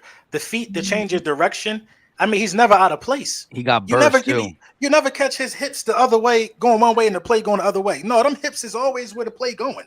Like, and then now too, that's up here. That's up here. Knowing, that's knowing. Simone? Like I done seen this before.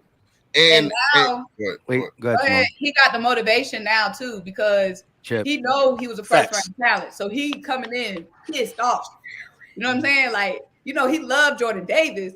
That's his dog, but he like, that could have been me. You know what I'm saying? Yeah, you need to take me out. He looking at Jordan Davis's money, looking at his money like, shoot, I ain't letting that happen again. Oh, he's gonna get paid.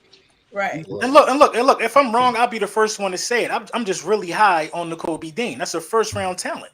I'm really high. If I'm wrong, I'll come back.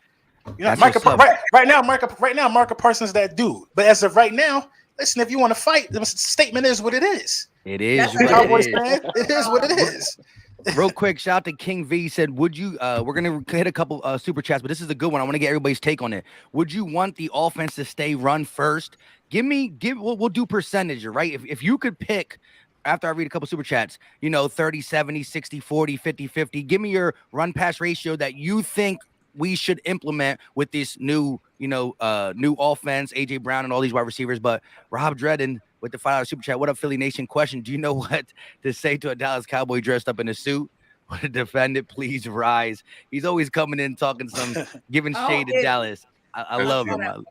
That's So true. Daly said Simone is looking pretty good up there on the screen. You gotta send more. You gotta send the higher money for that. Yeah, you can't give him with the $1.99 super chat. Go on the channel. That ain't go good. That ain't go good. Jersey Boy said, loving the chat. The offense will carry us early because the only new piece is Brown. Defense needs time to develop. Both can be top 10 for sure. So I think that was chiming in on that talk.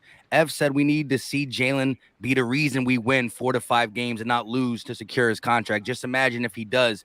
If he's not just going for the ride, if he's like actually taking over games, then when you got the defense and the run game and blah, blah, blah, blah, that's going to look fire. Just trying to catch up. A said, with much improved defense, how many games would a defense win this season? How many games did they win last year? Do y'all remember a game where the defense actually won the game for us? Yeah, McLeod had a walk-off pick. Washington, right? Washington. Panthers game. And the Panthers game. They had like 8 sacks in that game. The Panthers game too. Yeah, Panthers game. That was nice. Darius Slay won that game. Stressed out. The Panthers game, Darius Slay won that one basically by himself. That man had like 2 touchdowns that game. Yeah, for sure. Oh yeah, and Gate was at that Panthers game. That was that tight fit game. That was the game that when we won, we always thought we were back. We thought we were back for a little bit. But then we got on that later stretch and we did come back. If I missed your super chat, sorry. Like I said, we were live on 6 channel and we got 1,200 people in the chat. When you combine all the channels, there's over 1,200 people in here. So, you know what I mean? And it's hard to get all 7 people's topics. That's why, it's always fun to do the big panel. But then you realize it's like one person disagree, and then you got ding, ding, ding battle royal going over there. But, it's all love at the end of the day. Carlos said, salute y'all. Who's y'all underrated picks this offseason? I feel like Kaiser and Pascal will have great season and benefit greatly from them. I don't look like disagree the Brady bunch here. Right. Yeah, this is like Hollywood Squares. I was on the LB bottom where looking Joe at. at. I'm glad I ain't no more. I ain't on the bottom no more. Right? I keep getting. I forgot Joe was here on all them super chats. All right. So Joe, since everybody forgot you were here. Joe, what do you think with this new offense, right? And a defense that maybe can get turnovers and get the ball back to the offense? What would you like the Eagles to be? Run first. Give me your percentage. I mean, I got to see where Jalen Hurts is at. If you're just asking me right now off of what I saw last year, I would say 60-40 run. I think that's where we were good. That's what happened last year, and that's how we were winning games. So I would not ask Jalen Hurts to go out there and pass the ball more than like 25, 26 times. But if he's looking better, maybe you change that up. But off of what I know right now, off of what I saw last year, I would have to say stick with what you were doing. Stay run first. Free for all, guys. 50-50. 50-50. You got to balance it out. Miles Sanders should be up for a contract. You ain't get AJ Brown to just run way more than you're passing. Jalen Hurts got to throw the ball this year. 50-50. You got to see both. You got to see the run and the pass, in my opinion. Yeah, I want them passing more this year. I want to see a little more passing. I don't want to overdo it and rely heavy on it, but I want to see them pass more. I'd like to see them get out of some of those design runs and stuff for Hurts. I know he's good at it, but I don't want the guy getting hurt. He already had ankle surgery, right? So I like to see a little more passing. I'm with LB, close to 50-50, I would say. Same. Again, I'm a mix. I'm agreeing with y'all, but I agree with what Castro was saying too. We got some easy teams early. We got to establish the run, but also we can use those 2 easier teams to kind of see what Jalen Hurts with that arm done this off season. But I mean, unless Jalen Hurts has made huge leaps and bounds,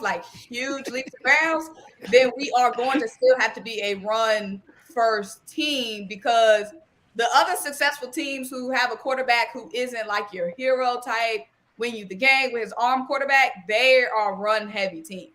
Ryan Tannehill, Jimmy G. Let's use the run game. Let's use that offensive line. Yeah.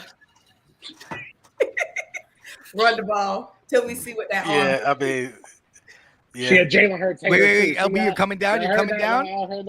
You coming down off the 50-50? I'm 50-50 because I gotta 50-50 though. Yeah, Right. I gotta know. So 50-50, but take away the design runs like 500 said. That gives you equal plays. You know what I mean? Don't just start airing it out because you got AJ Brown down there. That's all I'm saying. Don't get too happy because you got AJ. Make sure you can still hit that target. You know what I'm saying? But how many passes do you want to see Jalen Hurts throw? I think that's an easier question, because 50-50 is like, how many plays are we going to get? Right? But like, how many passes do you feel comfortable Jalen Hurts throwing a game? 50% of the offensive plays. Right. 50%. Right. 50, yeah, 50%. If he goes over like 26, if he goes over like 26, 30 passes, I don't know if that's he should have the ball a lot more though because of his defense. Facts. Yeah. He should have the ball a lot more because of his defense. So yeah, man, you gotta throw the ball, buddy. You gotta throw the ball. Gate, where you at? I had to tell you guys, it's going to be a hell of a lot higher than 50-50. He said, "Let it loose." You're going to say let him throw, right? Yeah, they're going to let him throw. There's no doubt about it. There you go. You got it. I love it. I love it. I love that. Yeah, it's going to be. We got to know. I would say there's going to be some semblance of balance. I do think that there's an argument to be made that they need to on first down. If we're talking about run first, set yourself up for successful second and third down plays. But I think it's going to be closer to 60-40. Maybe at best you're looking at 55-45, but I'm going to go with probably 60-40 because you got the number 5 yards per route run wide receiver in A.J. Brown, 5th highest productive wide receiver last year, 2nd highest productive wide receiver the year prior. Dallas Goedert was the most productive tight end. He had number 1 Y per RR among all tight ends. You got Devontae Smith, who was a top 40 guy in that statistic. You got Quez Watkins, who's got the vertical ability to take the top off of you. I honestly think it's going to be more 60-40. I'm not going to sit here and tell you. I'm not going to sit here and tell you that it'd be successul or anything like that. I don't know. We got to see it. But I love it. I unleash that shit. Let's do it. Hey, listen. We got to know if this guy's the guy or not. I'm okay with that. That's perfect for me. Let him go out and let's see him rip it. Let's see what he can do. I'm okay with that too. I'm good with that again. I'm okay with that too. We're 2-5 again, and realize that it's the same. Yeah, but then we know we got a problem, though. Yeah, but then we know we got a problem. It's a difference between what we're saying and just abandoning the run the first 70%. We just didn't run at some point in the season, not at all, to even create balance. Like literally, guys, we set records not running. 90-10 is not balanced, bro. No, that's not. It's got to be balanced. Yeah, I mean that's where I'm coming in too. Go ahead, LB. 50-50 is cool because 50-50 keeps you in the space where you know you got to run half of the time. So therefore you can't abandon it. But 60-40, listen, just don't 90-10. I change. I'm 60-40 too. I'm going 60-40. Nah, I want 60-40. It's 90-10 the other way now. I don't like the dads. But look, this is where I'm at. I agree. I think we're going to pass more than run. It's going to be close. If we're not 50-50, I'm not saying no 70 or I think 55-45. I think again. Yeah, the Eagles didn't. Again, we went to 2 extremes. We went from, as you said, breaking a record for not running at all, right? 90-10 the opposite way. And then when we got into that Lions game, that Saints game, right? Back-to-back Lions and Saints, we ran the ball 40+ times. So we went from 90-10 passing to 80-20 running. And I think Nick Sirianni got on too many extremes. I think that once we started seeing easier competition, which it is easier competition, we started to be the perfect amount of balance, right? Then you started seeing Hurts's attempts creep up to 25 attempts, 26 attempts, 24, 28, 29, right? And if you're passing the ball 29 times and you complete 20 of them, 22, 21, I think you can get it done. You can have 200 some yards that way. That's why we saw Hurts have a lot of 150, 180 with some on the ground. My whole thing is, we got to see, but we also want to win. I don't want this year to be only about That's my evaluating thing. Hurts, right? I want to win games. And if you give me a dub at the end of the day, I don't care how it's done. But as Gates said, I think that is what we want to be. And I think that the run game will be more effective. Again, Jordan Howard might not be on this roster. And when we were running 40 times, we used all the running backs and we had a bruiser. I don't know if we're going to have a bruiser. We should. We all agree we should, but I don't know if we will. With that being said, Miles Sanders was at his best when we sprinkled him in, and same with Kenneth Gainwell and stuff like that. So I think that you cannot abandon the run. But if you're playing more under center, which we did in midway point, right? Lose the 90% RPOs. You can run them, but not at a 90% clip. So you get more under center, pass the ball, run the ball, play action comes in the hand, and I think you still got to let Jalen win some games. Again, you can reel him back if you start out 0-2 or 2-5, like you said, but then you're reeling him back, trying to get to doing what you do, knowing where you're going next year. But I think that you don't get A.J. Brown, you don't give him $100 million, even though that's going to be cheap in the longevity of wide receivers. If you're just going to, Tennessee didn't give him $100 million for that same reason. We ran the ball 35 times a game, bruh. I like you a lot, but Treylon Burks is sitting there. We're going to have to let you go to your best friend. So I think that you got to, definitely throw the ball, but keep it balanced. No, I agree. No big tendencies either way. Yeah. I like it. I just want to win games. That's all. You're muted. You're muted, LB. All right. I'm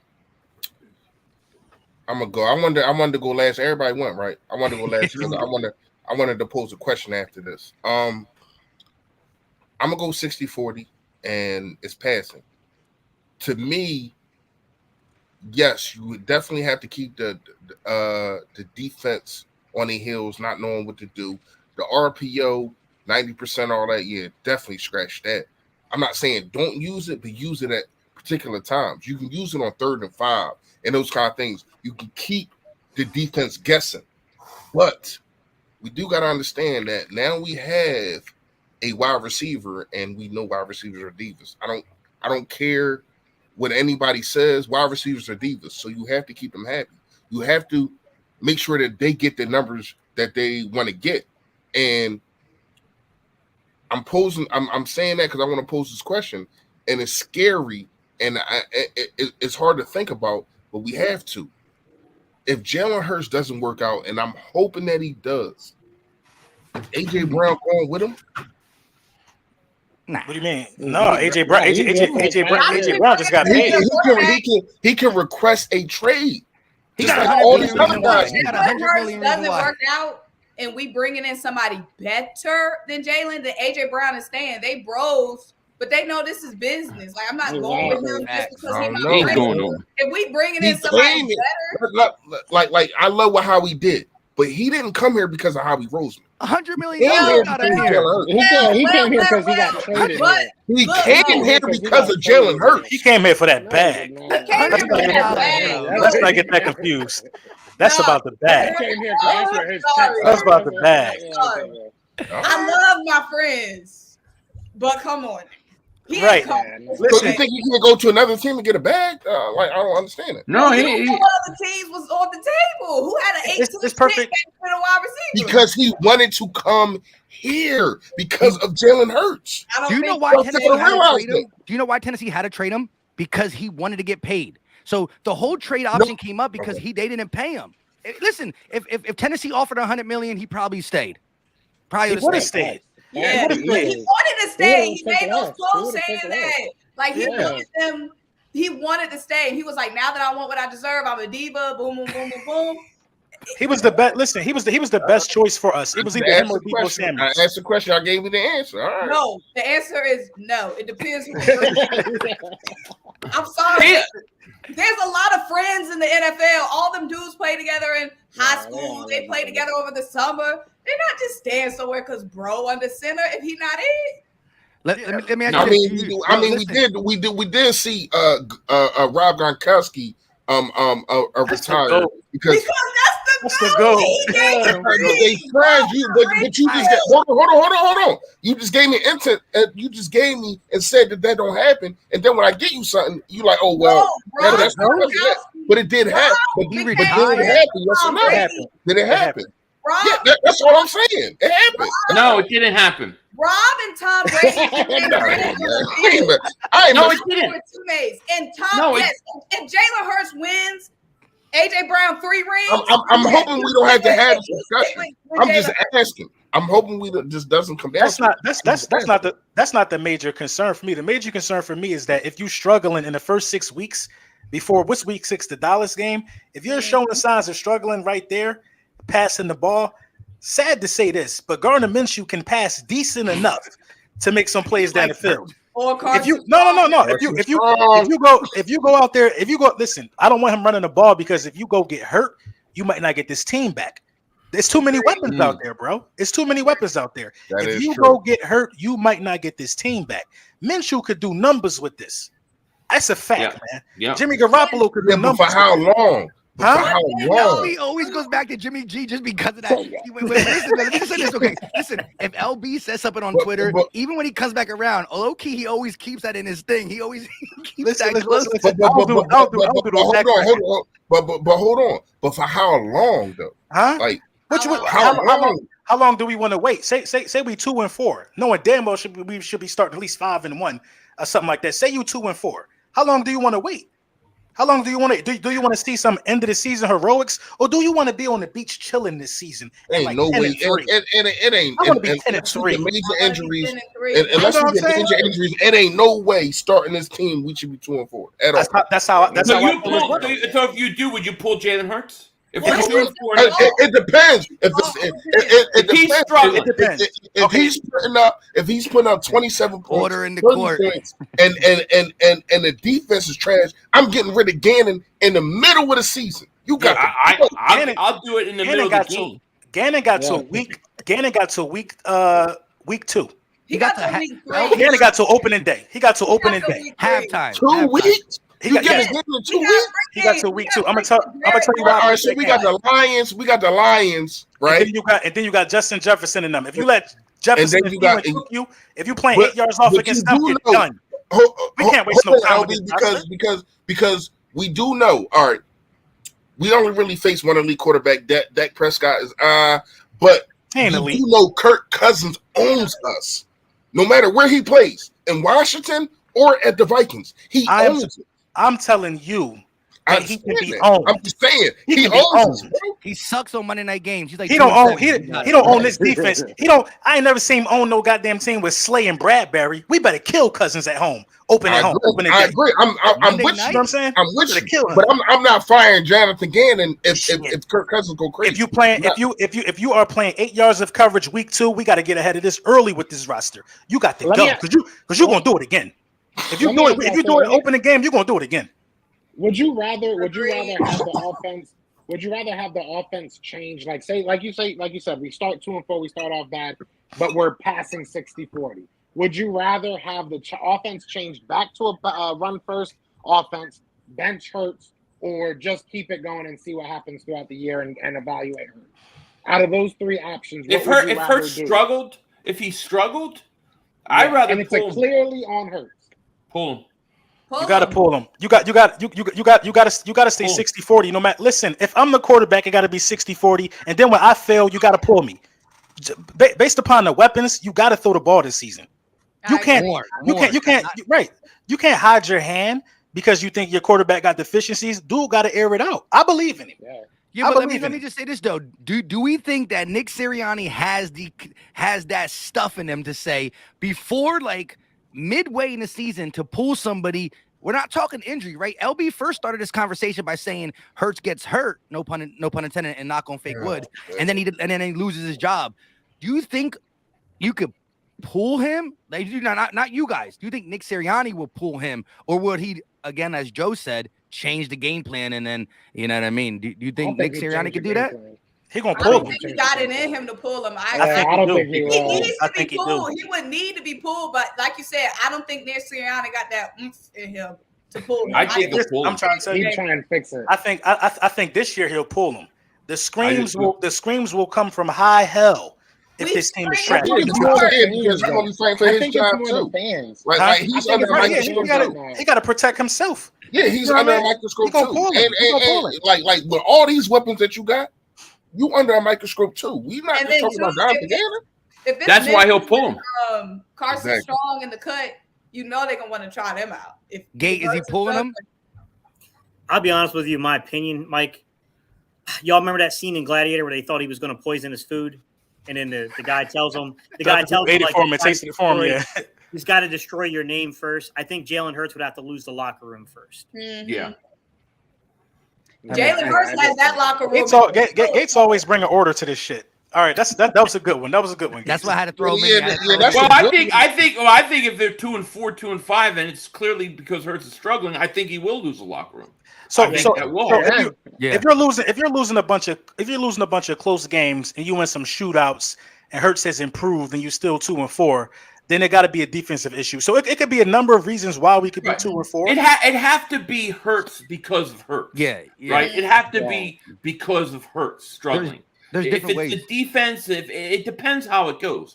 But if it's clearly because Jalen Hurts is struggling, I think they're going to pull him because I think they gave him a whole year last year, and then now they've given him weapons. Mm-hmm. They expect a lot more. And look who you're playing early in the season.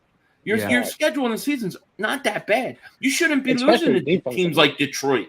Okay, so if they're struggling early, I think it's a problem. This is when you know he's going to be pulled. Listen. If AJ Brown, wait. If AJ Brown stops texting him back, you know he lost his job. Right. Hey, let me ask everybody. I want to ask everybody, including on the chat. And I made a video about this probably like a week ago. I think that Jalen Hurts has the most weapons that a Philadelphia Eagles quarterback ever had. Oh yeah, ever. You want to talk about? You want to talk about 14 with Mike Vick with Macklin? Jersey LB, show the Jersey LB. Oh, my shady. With Macklin. Those were great weapons. That big shady. That was good weapons. Macklin. That was good weapons. Jackson. That was good. They was good. These guys got bigger upside. Exactly. And you getting a guy like a lot of people feel who drafted all of them, because those are all draft picks. Those are good weapons. Yeah, Andy Reid drafted all of them. I don't want no smoke with the draft questions. I was just genuinely curious. but draft When questions. you look at it, a lot of people fail to realize that AJ Brown is only 24. Mm-hmm. He's coming to his fourth season. Just his fourth season. Yeah, and you don't get in your prime until 25, 26, 27. That's what I'm saying. Like you still got Dallas Goedert. You know what I mean? I think Dallas Goedert is better than Brett Selleck.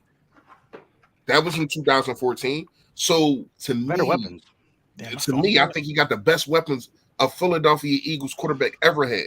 I hate to bring the name. I know Simone going to hate this name, but you think Carson Wentz wouldn't have loved to have these weapons? Oh. I don't think Carson. What 2017 Carson? Yeah, I know, right? What? 2019 Carson would have lit it up. Yeah, I think Carson this year would light it up. It's just too many weapons, man. You can't fail almost. I think Carson Wentz right now would light it up. I'm gonna tell you something. I'm gonna say something. I think not only is AJ Brown good, right? We all know how good. I think that people don't realize how good Devontae Smith is. I think Devontae Smith's going to lead this team in receptions and yards by the end of the year. I think he's the number one receiver this year. That's how good I think he is. Yes, because of the defense that's going to get shaded to AJ Brown off the grip. Again, exactly. I just think that Smith is going to be a nightmare because we saw what he did in one-on-one situations. Teams as a rookie had a game plan for him more than they had a game plan for the other wide receivers. But let's get these super chats real quick. McNabb5 said, "I'm calling this the compilation of Eagle content creators Wu-Tang Gang." Say that again, Mike. What? I'm ODB. Some words just tie me up. I'm definitely. The words always tying you up, Mike. You can never read the super chats. Sounds like a great bet to me. I'm definitely talking about.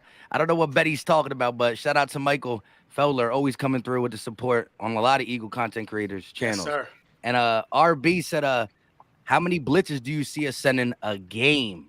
We were one of the worst at blitzes. Not worse saying we didn't execute them, but we barely sent any. Do you, how do y'all feel I'm gonna about say that? Somebody something. want to I say? want to say something. I'll let you guys go, Mike. Go. I hate to disappoint, but I think you'll be an uptick just because we only blitzed like 16% or something like that last year. So I don't think it's much further down from that. You can't But get worse. I don't think it's gonna satisfy everybody. I don't think people are gonna look and be like, yeah, look how much more aggressive he is. I just don't think that's his style of defense. I'm just gonna be honest, guys. I think you're right. Yeah, I'm cool. I'm think it's still cool. gonna I'm be cool with like 20%. 20. I'm cool with 25, 28%. That's double. I want I'm cool. 60%. I want 60%. I say bring it. I'm old Buddy Ryan, old school, man. Yeah, bring it all. I think it's gonna be interesting where they bring the fourth guy, fifth guy from. Like I don't think it's necessarily gonna be bringing 6, 7 guys on a block. I just don't see that. But I see them where you see your 3 down linebackers, or you see 4 guys with their hands in the dirt, but not necessarily all 4 of those guys are coming at you, or those 3 guys are coming at you, but you got a 4th guy coming from somewhere, whether it's, Hassan Reddick or Kyron Johnson, one of these guys that can kind of be a mixture of both. So it won't necessarily go into the maybe, pass, or it might not go in the blitz category, but you'll see some exotic stuff if everything that we're hearing is true about, how he wants to change up his fronts, but we'll see. I don't think it's going to be anything major. I want to ask Gates a question because I don't know this. So if a team blitzes and it's a run play, is it still called a blitz? It is. It's a run blitz. It's a run blitz. Yeah. Yeah. Okay. Hey, Gate, do you know who the team with the highest blitzing percentage last year was offhand? I don't know who it was. Yeah. I'm guessing Arizona. Is it the Rams? Give me 1 second, guys. I'll get you the information. My guess is Arizona, but I'm not sure. I wonder because I'd like to know what the highest percentage. You almost got a blitz though. I mean, if you don't blitz, then what the hell you get Bradbury for? You got to blitz so these guys can get these early passes, these early reads in the air, and they can make these plays. I thought it was Miami 5-0. The Ravens. Miami. Yeah, it's Miami. It was Miami. 39.8%. So I had down there. 39%. Okay. Yeah, the Ravens. They went on a 9-game winning streak at one point. Mike. Oh yeah, it is Miami. You're right. Wow. Okay. And they were 1-7 to start the season. Yeah. And they won their last 9, right? They killed us. Yeah. I want the blitz 40% of the time. I want to be the highest blitz percentage team in the league. Hey, I firmly believe Ray Dillinger, man. You come out with the notepad, dog. Yeah. Who gets the first sack? Really the Shout out Sidney Boy with the super chat. He said, "Who get the first sack?" BG. Brandon Graham getting that first one. That's all I know. I'm gonna say Jordan Davis. I'm gonna say Hargrave. I'm gonna say Reddick. Got him first. Got him. I was surprised nobody said it. Let me ask y'all about it. Jordan Davis a beast. Avonte Maddox going to blitz and get his first sack. What are we doing with Miles Sanders, man? What's up with Miles Sanders?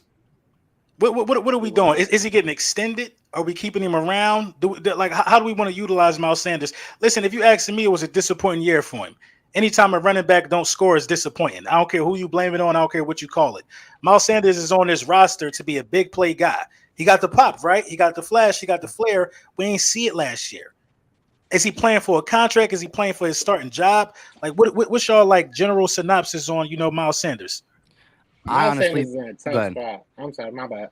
Yeah, Miles Sanders is in a tough spot, bro. Like, if he's too good, we're probably not going to want to pay him because we don't like to pay running backs. We're probably just going to draft somebody else and keep the committee going. But if he's not good enough, then what's the point in paying him? So I hope that we keep him because I do like Miles Sanders, but I do too. I just feel like he's in a weird spot right now because even every running back, I think you can really say this about. They're in that weird spot that people aren't going to want to pay you top dollar if you're one of those guys. And if you're not one of those guys, they can replace you with a 3rd, 4th round pick. So I feel like Miles Sanders just kind of fell into that. I would love to be wrong, though. I love Miles Sanders. I really do.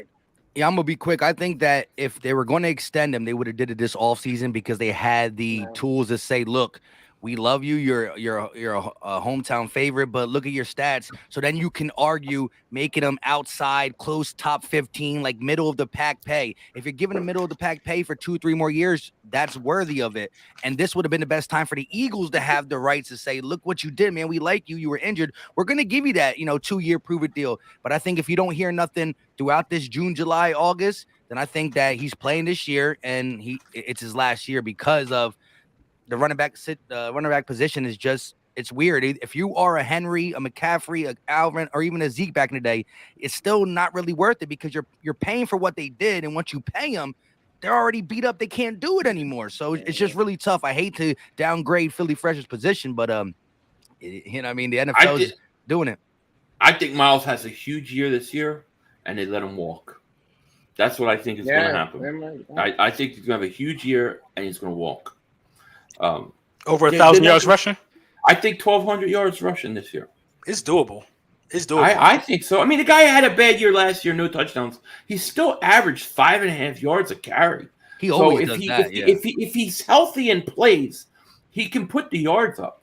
But he's just got to stay healthy. But this is the year for him to do it. I mean, if he's not going to do this year, then what year is he going to do it? I would love to keep him, but I don't know. Kenneth Gainwell talking low key in the background, like I'm about to have a breakout year. Right. The only way you really get 1,000 yards is if you let the guy be the guy, right? And we don't let no one running back be the guy anymore. What you think, Simone? I like Miles Sanders, but I just don't. I'm not for dropping the bag on any running back. Just because, like you said, running backs, you can get another Miles Sanders. Running backs aren't the type of players where they're hard to find. Every draft is a running back. And when you got such a good offensive line like we have, come on now. You don't need to lock up a whole bunch of money in a Miles when you can get 3 or 2 70% of Miles and have a stout offensive line like we've been building and get the production. I don't pay running backs in my little GM world. Sorry. Look at the Niners. It's a running back every draft, like. Yeah, and it's running backs around in the 4th round now that are going to be productive. So. They have to be special, man. It has to be somebody like you got to be like a Christian McCaffrey, a Derrick Henry, like, and that's just. You got to give me Barry Sanders, and then I'm good. I think I paid Zeke. I don't know why Dallas paid Zeke. I think the Panthers arguably regret paying CMC. He's been hurt a lot. Yeah.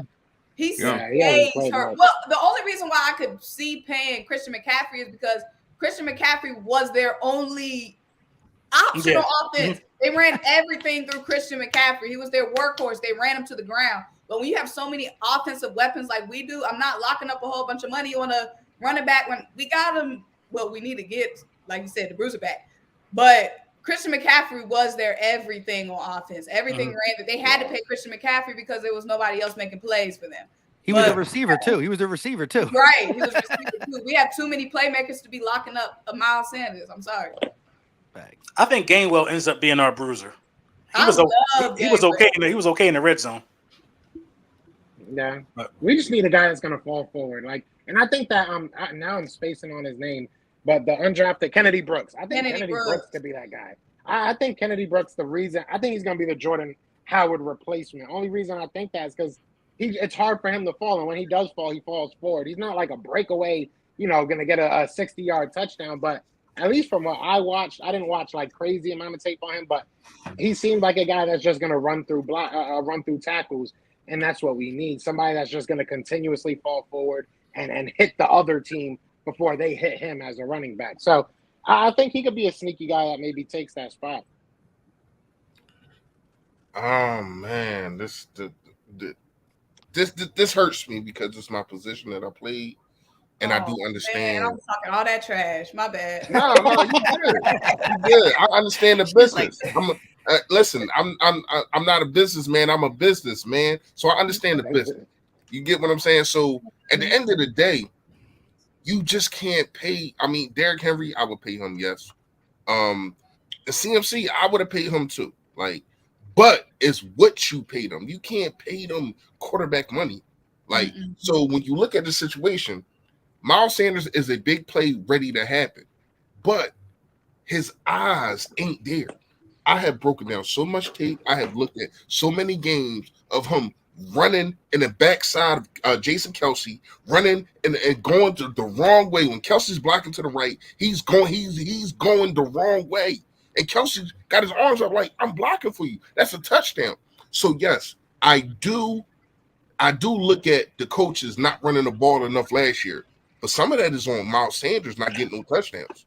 Because I seen multiple times where he could have scored a touchdown and he did not, because I don't know what it is. His eyes are not good when it comes to him following the block. And that's a problem. You can't be like that in the NFL. Now, I'm going to say this. He will have a breakout year because when you look at Quez Watkins' speed, you had the Philadelphia Eagles really have everything for a running back to succeed. A guy in Quez Watkins to take off the top. A possession guy, 2 possession guys, really, and Devontae Smith and A.J. Brown. So everybody is going to be worried about this passing game, especially if Jalen Hurts is throwing it. So he can flourish, but I don't know. And it's crazy. I was going to make a video tomorrow saying who would get paid first, because to me, the top 2 free agents next year is Hargrave and Miles Sanders. So I was going to say who's going to get paid first in the middle of the season, probably a Hargrave or Miles Sanders. And I'm probably going to have to go with Hargrave, man. I don't know what they're going to do with Miles Sanders. I really don't. Who was our best running back in the red zone last year? The skinny one. Kenneth Gainwell. Okay. I'm just letting the chat know that, because they like, oh, Kenneth Gainwell a bruiser? Oh, a bruiser? Yeah, that's how he was used last year. Yeah. You just really need a contact before that, Boston Scott was our guy too. Yeah, true. I agree. Yeah, it's just about getting behind the big guys in the red zone. Like, a lot of people think you need to be like 6'10" and 500 pounds to get a touchdown from 1 yard out. It's just about knowing where the hole is. It's about seeing your big guy and falling behind them usually. So it is what it is. That's why Boston Scott is so scary at that goal line, because you can't see him. And once you see him, he's already in the end zone. And Boston Scott, he's not your typical little guy neither. Like, he's really built like a bowling ball. If the running back room is the way it is right now, Gainwell would be your best option as a bruiser back. That's why I said Gainwell, because I don't think they're going to add nobody else. Like, who are you going to get? Like, training camp about to start. Who's out there? I think they still could bring in another running back. I don't know who's out there, but it would not surprise me if they bring in another running back for depth. Almost anybody available is bigger than every running back on our roster, probably. Hold on. I don't know who's available though. Bring Jordan. How do you feel real quick? How do you feel about earlier? Hold on. We're gonna get Jordan Howard back at the last minute. Yeah, I ain't mad at Jordan Howard's skill set. I just think he can't stay healthy anymore. But if you can get someone who has this, that's why I'm ready to let him go. But Gate, I know you all listen. You've been asking for a contact balance back leg again. You can call. We force people to play that position, but we've been looking for one for a long time. And Jordan Howard fits the mold. But you got Carlos Hyde and Malcolm Brown still out there. Gate wanted Carlos Hyde 2 years ago. I like Brown too, by the way. I think he's a good. I like Brown. My personal opinion from the Rams, right? And that's what I said. That's what I said at the beginning of the live. I would try to see what Michael Brown got. Yeah, I mean, Mike, to answer your question about the running back position and Miles Sanders, I'm gonna tread carefully, because these dudes like to block you fast if you critique them in any way. So I'm going to be careful with what I say, because I ain't going to name names. I'm not going to name names. There's definitely they'll block you? Really? They'll block you? Really? What happened? You talking about the commenters? No. He's talking about the players. I'm not going to name names. All I'm going to say is it's got to be regular. I hope he blocks me. Listen, I don't care. Y'all getting blocked by players? Listen, not me. Not me. The players. It was a player that I was once very high on, and apparently he did not like the fact that I critiqued this film. Gotta be regular. Is he still on the team? Is he still on the team? That I play Xbox with and shit like that, we cool. We be talking about like fashion and shit. So I ain't do nothing wrong yet to get blocked, but yeah, you gotta be careful. They'll block you, man. Listen, It's what it is. They know what we got a job to do. Eagle fans, I mean Eagle players. If you're watching this, we don't really fully associate with Gate. Just let you know, I'm just kidding. Damn. You gonna throw me under the bus? I'm just kidding. Go ahead about the running backs though. Mike over Be here nice talking to about- Tim. He's got to be talking about Rager. Only Rager would block him. Right. But, You did say you was high. You said you was high on them two Gates coming out the draft. It's Rager. It has to be Regular. I'm not naming Hey, names. Why AJ you keep Rager, going block me. I take it as honor. Miles Sanders I think Miles Sanders has talent. I don't think it's a lack of talent, but the injuries, the nagging injuries, and then I apologize. Jalen and Caleb, if you guys are in the chat, I don't remember which one of you guys cued me in on this, but one of you two, when we were doing a film breakdown, you guys told me that the big problem you had with Miles Sanders is that you felt like where other guys are one-cut runners and they're taking what is given to them, Miles Sanders, part of that big play element, is always looking for the home run. So instead of taking what's given to the defense, sometimes he tries to do a little too much, which causes, the lanes to close down. One of you guys cued me on a really good play to where clearly the backside, Lane Johnson did a really good job cutting off backside. If he had cut back to the backside, it's wide open for days. You should have seen it. Should have been stuck in the ground. That was the Tampa Bay game. Should have been a major, major run. And it didn't work out that way. Now, to be fair to Miles Sanders, please don't block me, Miles. He did have a messed up hand. That messed up his eyes, though. I guess so, bro. It's all You're connected. blocked right now, Philly Mike. You just got blocked. Yeah, man. No, I like Miles Sanders now.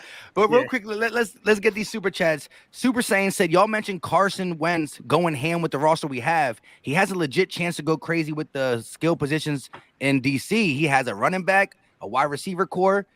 In Indy, he still did numbers. Are anybody scared of the Washington Commanders under Carson Wentz actually being better than what we're portraying? We're talking about a two-team race, Eagles, Cowboys. Is anybody fear the Washington Commanders making? We all should be. Washington's gonna be better than Dallas. We all should be. I'm gonna tell you why. We Eagles fans, we remember what 2017 Carson looked like. If that monster ever rear his ugly head again, it was the perfect time for it to be while he's back at the NFC East going against his team. I don't want no smoke with that guy, but I know we got the defense. To bottle him up though, so I'm really not too worried about it. But he's gonna spank a bunch of teams this year though, just not us. See, my thing is, we know Carson can do it physically, but I'm just not 1,000% sold on his mental. Mm-hmm. You got to be headstrong in the league. I think Carson strong. No, I'm just kidding. I had to do it. You just led me to it. The only thing that has me I don't know about this guy is he's been through a lot and he seems like kind of a fragile, kind of like Jalen Rager is, like the way he's all deep in his feelings off what people are saying on Twitter. I don't think he has the mentality for the NFL because you're going to get booed. People going to talk trash about you. It might be some turmoil in the locker room, but you can't let that affect you on the field. This isn't middle school or high school. You got to go out there and produce. So I think he has the weapons and I think he has the physical attributes. But I just don't know if he has. And what they want to talk about Philly fans, 90% of my family are Washington fans. But I tell you, they're worse than us. They're worse than us. So it's an identity crisis. They're not too excited about him coming to town. Just a poll of my uncles and cousins. They're not excited about that. I think they're that finishing in Carson second Wentz, place. Oh, I'm sorry. They might. No, I think Carson Wentz has like the most weapons he's ever had. If you really look at it, his offensive line is decent. I won't say it's better than any in Philly or Colts, but it's good. You have probably better wide receivers than you have better wide receivers than you've had anywhere that you've been. I don't like their offensive line, to be honest, anymore. With Sheriff, their offensive line is decent. Their offensive line is decent. They lost the best guy in the offseason. As soon as Carson went, he said, "Carson, I'm out." He didn't really say that, but I just made a joke about it. But I feel like they're middle of the road. You're muted again, LB. They drafted a quarterback over there in Washington, right? Sam Yeah, they got. I mean, and that right there can cripple the mind of a guy like Carson Wentz alone. Washington is just. But it doesn't matter. He can't. The worst franchise. I'm just That's sorry. different though, bro. Hold on. Washington front office. If you can't handle Dougie P and Howie Roseman as your front office, Washington has the most corrupt front office and has continued to have the most corrupt front office. I just don't believe in Washington has had players. They have had in my lifetime. Now, y'all in another generation, y'all might have seen Washington have some success. Now, I haven't I ain't seen never seen Washington it. have We the same success generation. just because they're cursed. In my opinion, in my lifetime, they've been cursed. Dan Snyder has done so much bad stuff in his lifetime that they won't succeed until that man's out of town. So I ain't worried about Washington just because of that. I'm not worried about Washington. I was told that Carson Wentz is working currently with Tom House and Adam Dado, and that he is seeing a sports psychologist. I don't really know what else I'm allowed. I don't know what I'm allowed to say past that, but I can confirm that was told to me by somebody that works with Tom House. I don't know everybody work with Tom House. Right. Like everybody, that's just like the name to throw out. Mm-hmm. I work with I don't know what the extent of it is. Like I said, I don't know what the extent of it is. I don't know exactly what they're working on when it comes to that. I mean, I'm not too sure. That could be a thing that maybe everybody that walks through that door has to see and has to work with them. So it's hard to say the extent of what's going on there. But I will say, I understood his point of view for a little while with the Eagles. But then when it falls apart again in Indianapolis, it's like, come on, man. Now we got patterns. Like, we got patterns. I honestly think Indy did him dirty, though. Now, you had a meltdown against the Jags, but it wasn't worthy to lose your job. Nah, he shouldn't have lost his job. Yeah, it wasn't worthy to lose your job. The GM said it was a mistake. But a lot. Hold on. A lot of that, and I know people that know people that know people. It's because he wasn't vaccinated. That's what I was about to say. That's what I heard. He wasn't vaccinated. That's why they got a lot of players weren't though. But you're not a starting quarterback for a franchise. Exactly. I have to side with Carson on that one. Then, if that's why, then I no. I do too. Like that's messed up. But yeah. That was the main reason why they got rid of it. Did Aaron Rodgers ever get vaccinated? No. He got extended. He lied. He's like, look at my card. My man forged the form. But he also went to the playoffs. Facts. That's a fact. I mean, Carson, who cares? We're gonna sack him a lot. All right, that's gonna happen regardless. He's still at 27 touchdowns, right? Did you guys see the interview that they did with the owner? With Indianapolis, man, he said it was a mistake, bro. That was a mistake to get rid of Carson Wentz. No, it was a mistake to trade him. To bring him why did they trade for him? Like that's dirty. That's dirty. You don't. That's foul, bro. That's foul. You don't say that. I'm gonna tell you what. I think he just might be a bad person. He might got a bad character. He just might have character issues. It has to be more than the vaccine. It has to. He got. Alshon said it was something crazy going on with him. He got these characters, these ways about him. Listen. Everybody don't have to like everybody. Some people just really got something with him. Like dude just can't be around, and he might be one of them guys. So where do you stick a guy like that? But in Washington. How about all the people? How about first of all, Alshon was an anonymous source. Never said it was Alshon. But how about all the people for the Eagles that stuck up for the kid?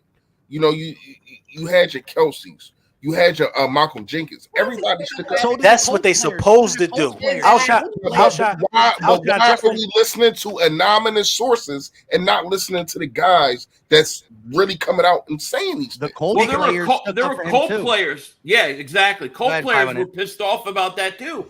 There were players that came out for the Colts that were like, "What are we doing? Why are we doing this?" Once the owners say you were a mistake, then everything that was said about you is true. We'll find out in Washington. But players talk trash about him, then we'll know. Right now, he said, she said. We'll find out. Washington ain't gonna talk trash about him. See what happens in Washington. This is it. Right now, he's the common denominator in two situations. Exactly. Yeah. If it don't work out here, this is it. There ain't much more to go. What other players drama surrounding him? I do gotta step out, y'all. I do gotta leave, but I appreciate y'all having me on. I do gotta get out of here. I got some work I gotta do, but y'all be safe, y'all. All right, bro. Man. Later, bye. What time is it? My phone died. Yeah, we about to. It's 10:40. We'll be getting out of here short. Let's just hit these computer. Hit these real quick. Sydney said Fournette would have been a nice type of running back. Yeah, we talked about that. He ran right back to Tampa as soon as Brady came out of retirement. Everybody he went did. right. Yeah, he went right back to him. Everybody. Wait. Did Gronk come back? I don't know. Not yet. It ain't been announced. Yeah, it hasn't been out. Everybody did, man. I don't think they win a championship this year neither. Bro, to get you out of here and to replace you with Matty Ice, he like 50, bro. That's tough. Yeah, I don't know what the Come Colts on. got going on. The Colts they've been making weird moves. And it all falls in our lap. We play Matty Ice. We play Carson. We should take care of business, y'all. We played Carson twice. Right. Daniel Jones is a bum. Let me ask you guys this real quick. And RB said Washington Stadium is built over a burial ground. Shout out to him. That's a But bad listen, stadium.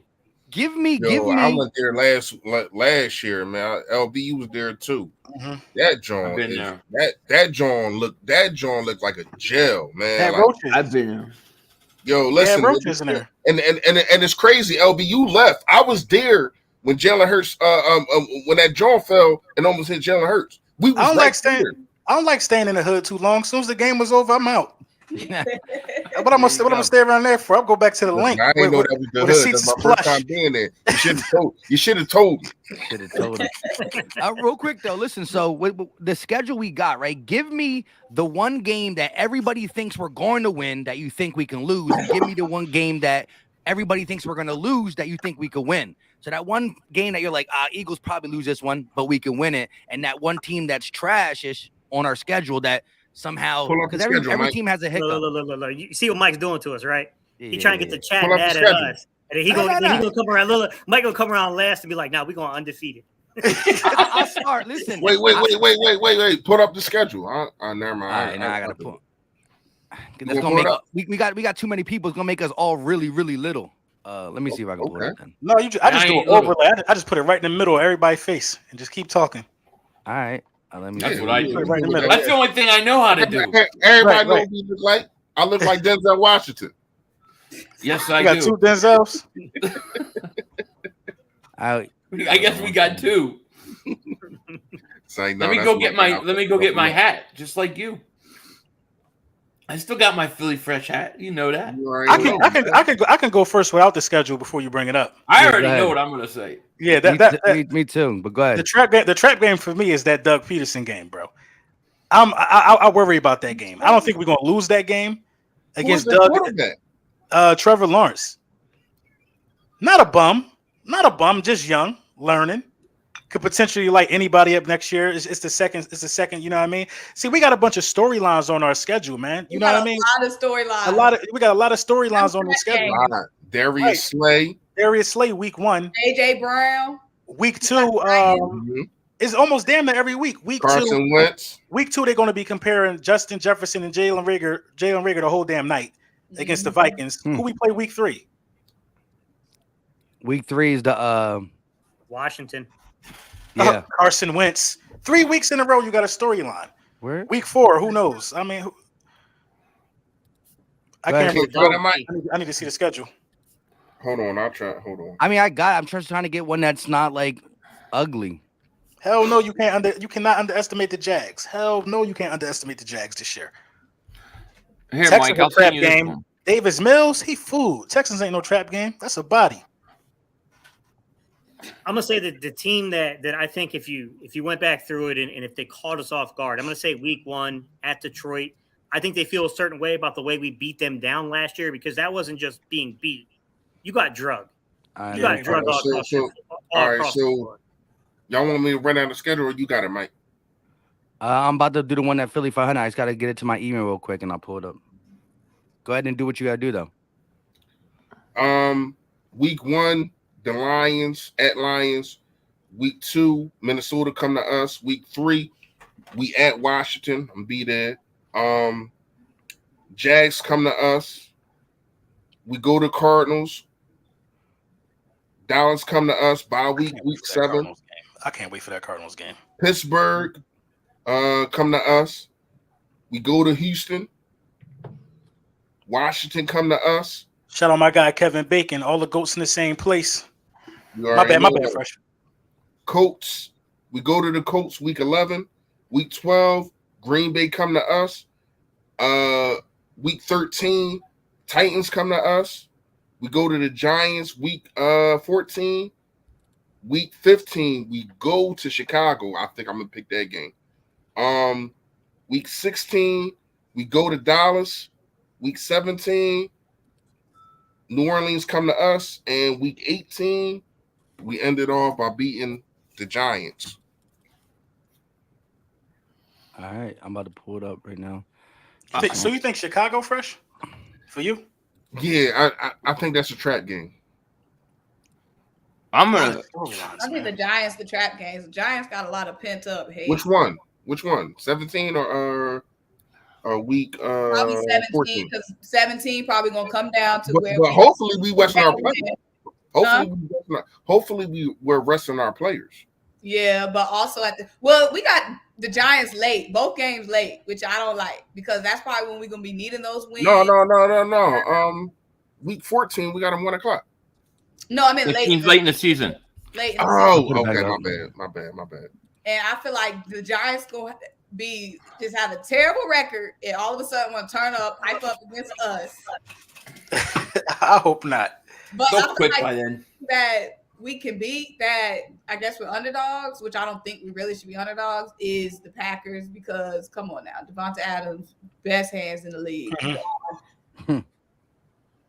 I think that Titans game could be a trap game too. That defense is for real still. So that's not a trap game because I got the Titans winning. Okay. I think the Minnesota game is not an easy game. I think that could be a lot harder than people think. Yeah, I think the Steelers at home. The Steelers at home after a bye week. That could be a trap game. And I'm gonna tell you one that people may not think or agree with me, but the Texans game is a Thursday night game. Usually the road teams on Thursday night games have pretty bad records going and traveling. I mean, the home teams usually win Thursday night games. Houston on Thursday night. But who are they, though? Bothers me a little. I don't know who they are. That's what I'm saying. I don't know. Davis Mills. Right. But it's a Thursday night game. Usually home teams win. Not all the time, but they win. And I think the game that we win that people don't think we're going to win is that Packers game. I feel like we're gonna win that game too. The Titans one is the scariest game on the schedule for me. The Niners snatched whatever little shield Aaron Rodgers had or whatever. We don't got Devontae Adams anymore. I think we lose to the Commanders week 3. The reason that we beat them, remember we beat them 2 years ago. The reason that we beat them, remember Devontae Adams went out. He got hurt. Yeah. With us over the Packers. I think the trap game is them Giants. I think so we got the Packers at home. We should beat them. So when I did my schedule predictions, right, I had us losing. Like I literally wanted to pick some hiccups in the road. Like I had us slipping up on the Bears game, December 18th, just because, you know what I mean. And I had us losing to the Commanders week 3, and I still got about 11 wins. That's where I'm at. I'm 100% over double digits. But I'm thinking between 11 and 12. That's where I was playing with. Yeah. And that's with me losing to the Commanders. That's with me sweeping the Giants, splitting with the Commanders, and splitting with Cowboys. And then I lose a game like the Cardinals here or Bears there. But we do beat a good team like the Titans one, like mix smash like that. And last time I did a record prediction last year, it was me and Simone, right? And I had I literally said 9-8 pending Steven Nelson. And it was crazy when we went 9-8. We did rest the starters. I'm not saying we would have beat Dallas, but we don't know. Yeah, we could have maybe. It was funny though. 9-8. I didn't. I screen recorded that and put it on Twitter. But yeah, I was 9-8 exactly pending Steven Nelson. We got Steven Nelson. We went 9-8. So I'm liking 11 though. We struggle in Arizona all the time too. Yeah, that's why I can't wait for that game. I want to knock them off. Yeah, we got to put a bruising on him, man. We gonna kill Washington though, Mike. That first game, Mike. I think we split with Washington too. I think we split with Washington. I think we sweep Dallas and sweep the Giants. So where's Carson? Where's Carson Wentz going to win that? That's just how I feel because I go to Washington. In Philly. Carson's losing in Philly. I think he wins week 3. I think we go 2-0, and that Vikings game is going to be tough. But I think we win that. That's a Monday night game, so we got a short week. And then we got to play Washington in Washington. I think we lose that game. We just travel so well, though, man. I know. We travel so well in Washington. We usually split with Washington. We always seem to split with them. So we swept them last year, right? Everybody we give swept us them what I think we you swept them think. last year. Yeah. Everybody give us your prediction, not the whole schedule, but just the East. I already said mine. I think we split with Washington, split with Dallas, and sweep the Giants. Go ahead, Simone. Just the division. We sweeping Dallas this year. If I have any type of God in the sky, all that smack talk I had to hear last season, defending us, I had no valid points against Dallas fans. We sweeping Dallas. Washington, Carson Tricky Wentz is gonna get one game, at least one game against. So I feel like we splitting with Washington. I feel like we splitting with the Giants just because the Giants have this strong vendetta. Like only have us splitting with the Giants and splitting with Washington and Dallas. You already know what I'm going to say. Well, real quick before Gate goes. This is my thing. I did say split with Dallas, but the one game we win is going to be worth all the marbles because it's going to be at the end of the season, Christmas Eve. And I do think it's going to be not a neck and neck race, but that game is going to say like, dang, we just stole the division and we ruined their Christmas. So that's my thing there. But go ahead, Gate. Just the division. Man, I'm torn, bro. I'm going to say 5-1. Who do we lose to? Dallas. I think we'll split one with Dallas. I got it. Wait. Which one? Early one or late one? I'm going to say that they'll take the early game just because we're going to be coming off of so many emotional roller coasters, and we're coming back from our only game that's going to be played out towards the West Coast, and then coming back, you know what I mean, to play at home like that. I'll give them that one. We could be looking forward to the bye at that point. I'll give them that one, but December 24th, Christmas Eve. Hey man, Dallas they do got a knack for blowing games in December.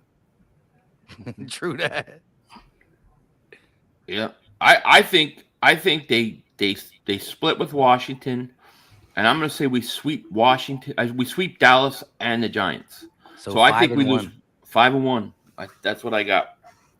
Fresh. I'm gonna say 4-2, and I say we split with Dallas, and we sweep Washington. Ooh. But that last Giants game, it don't matter. Ooh, yeah. Resting our That's a good way to look at it. Good point. That's a good way to look at it. I got 5-1. The last Giants game don't matter. All right. But we could go 6-0 because the Giants. I mean, but Mike, the Giants are the Giants. We still could beat them too. But it's not going to matter. It's not going to matter for them either at that point, right? Listen, Gardner Minshew. True. Listen, Gardner Minshew comes in and beats the Giants real quick just to show out for the next team that we're going to trade him to. My thing is, if you lose to Carson, I mean, how can you say you're going to split with Dallas if you lose to Carson? Carson is so mentally fragile. We'll be going through a couple hiccups here and there, right? It's an early one. We're not losing the late one. Listen, once we hit that stretch. Carson has stretches though where he plays good football. Like, but they never early in the season. Yeah, I don't think we seen Carson was behind a bad offensive line. I'm not saying that it's like the offensive line that it was in 2020, but just that offensive line is really not good. And the pass rushers that we have, I think, and we all know his worst attribute is fumbling the football. So if you get pressure on Carson Wentz and make him fumble the football, it's a whole nother game. Yeah. Real quick, Skeletor said with a $5 super chat, do you guys think the league hates the Eagles by giving us 4 short weeks on road games? I don't think so. I think when you look at the schedule, I think you got 2 buys. I like the week 7 bye, and it's somewhere around here. I think it's let me see. Week 1 need to be a bye, man. It better be a bye. That should be another. We got to take that game serious. That's that game could worry me. So you got the week 7 bye. It's somewhere else on the schedule where you got like 11 days in between the game, or something like that. So that's like also like another mini bye. You're gonna get some good rest out of that one. So I'm cool with the early games. I think that's after the Dallas game, right? Yeah. I like the schedule, man, because I like to watch Eagles football. We got a lot of time. I just don't like how we bouncing back and forth. How we home away, home away, home away. I think we only got two games back to back home. Week 10, they say. Oh, week 10. Yeah, you're right. It is week 10 with the 11 days in between. Yeah, November. Oh yeah. Yeah. It's 9 and 10. Because you play on the 3rd, then you don't play again until the 14th. And guess who we play there? That's when we get the win against Carson at home. Right, after all that rest. So that rest scary though, man. Sometimes. Yeah, man, it's crazy. Hey, you guys got any things you guys want to talk about? Any like, you know what I mean, things on your mind? Like nobody's really touching this, or what's your take on that? You know what I mean? We've been here 2 hours and 18. No, we did enough talking. The draft is over. I'm talking about in general. We've all talked about the draft. We've all talked about the moves. We've talked about the coaches. It's time to get to camp, man, and get it popping, man. It's time to get to camp. Definitely is. It's ball time, man. I'm just praying. I'm praying for health. I'm praying for guys to not get injured. That's it. I do want to ask y'all this: Is it pressure? Do you think it's good or bad pressure that I think that coming into the season that we would be the favorites to win the NFC East? Is that good or bad pressure? Good. No, we used to. Good. That's the standard. Thank you. There's no pressure. That's the expectation. If that's pressure, then we ain't about to do nothing. We got the most playoff wins in the conference since the year 2000. They hate the facts. We've been to the playoffs 4 out of the last 5 years. I don't know why they talking like they us. We do that. We want the pressure. That's right. You know what I mean? This is pressure when you know your season on the line and you got to win games to get wild cards. That's the type of stuff we do. I'm cool with the pressure. Let me ask you guys this. Do you think when it's all said and done, May, June, July, it starts to get around August, when they start to have the media outlets, USA Today, I'm talking about the sports books, FanDuel, DraftKings, when they start to say, these are who we project to win the division, do you think it will be us, or do you think that as things died down from the great offseason which we had, which I don't want to take away, do you think that they still eventually have it as betting odds and USA Today and blah, blah, blah, blah, all the outlets, not just like the TV shows, like legit rankings, that the Cowboys will still be favored, or do you think we will be favored? Because I honestly think that we're getting a lot of talk now because, you know, again, it's social media world, right? We're winning the all season and we were already good. Like we got better. Cowboys got a little worse. It's easy to say that. But when it comes down to really forget all the paper and it gets time where preseason is along the way, do you think we'll still be favored? You think we should be? When you listen to a guy, and this might just be because of TV and because of how Skip likes Jalen Hurts, but when you listen to a guy, Shannon Sharp is saying there's so much gap between Jalen Hurts and Dak Prescott. That's the reason why they should win. No, it's a team game. It's not like he's LeBron James and they're playing basketball. It's a whole team game. The fact of the matter is, the Philadelphia Eagles' whole team, now it's on paper. You gotta put it on the field. But on paper, and it's all that we can go off of right now, it's better than the Dallas Cowboys. It's better than the Washington football team, and it's way better than the Giants. So when you look at it, the Philadelphia Eagles need to be the favorites. They got to be the favorites, simply because there hasn't been a repeat division winner in 17 years, and this would be the worst time to not make us the favorite with how good we got. We're the favorite already. We're going to be the favorite week 1. All right, man. 500. What did your take? I see you over there. I think it's 50-50. I think you're always going to get the people hyping up Dallas no matter what. So you're always going to get that group that no matter what, Dallas is a favorite. They're going to win. They got Dak Prescott. But I think there will be a lot more love towards the Eagles. I think it'll be about 50-50 when all the publications come out. That's what I think. I think it's going to be around 50-50 too, because Dallas has an easier schedule, obviously, than we have. The number 1 in the league. How did they get the easiest schedule in the league? I think ours is third. I don't think one in the league. Supposedly. I don't think it's easier. By win look at their schedule. I never looked at their schedule.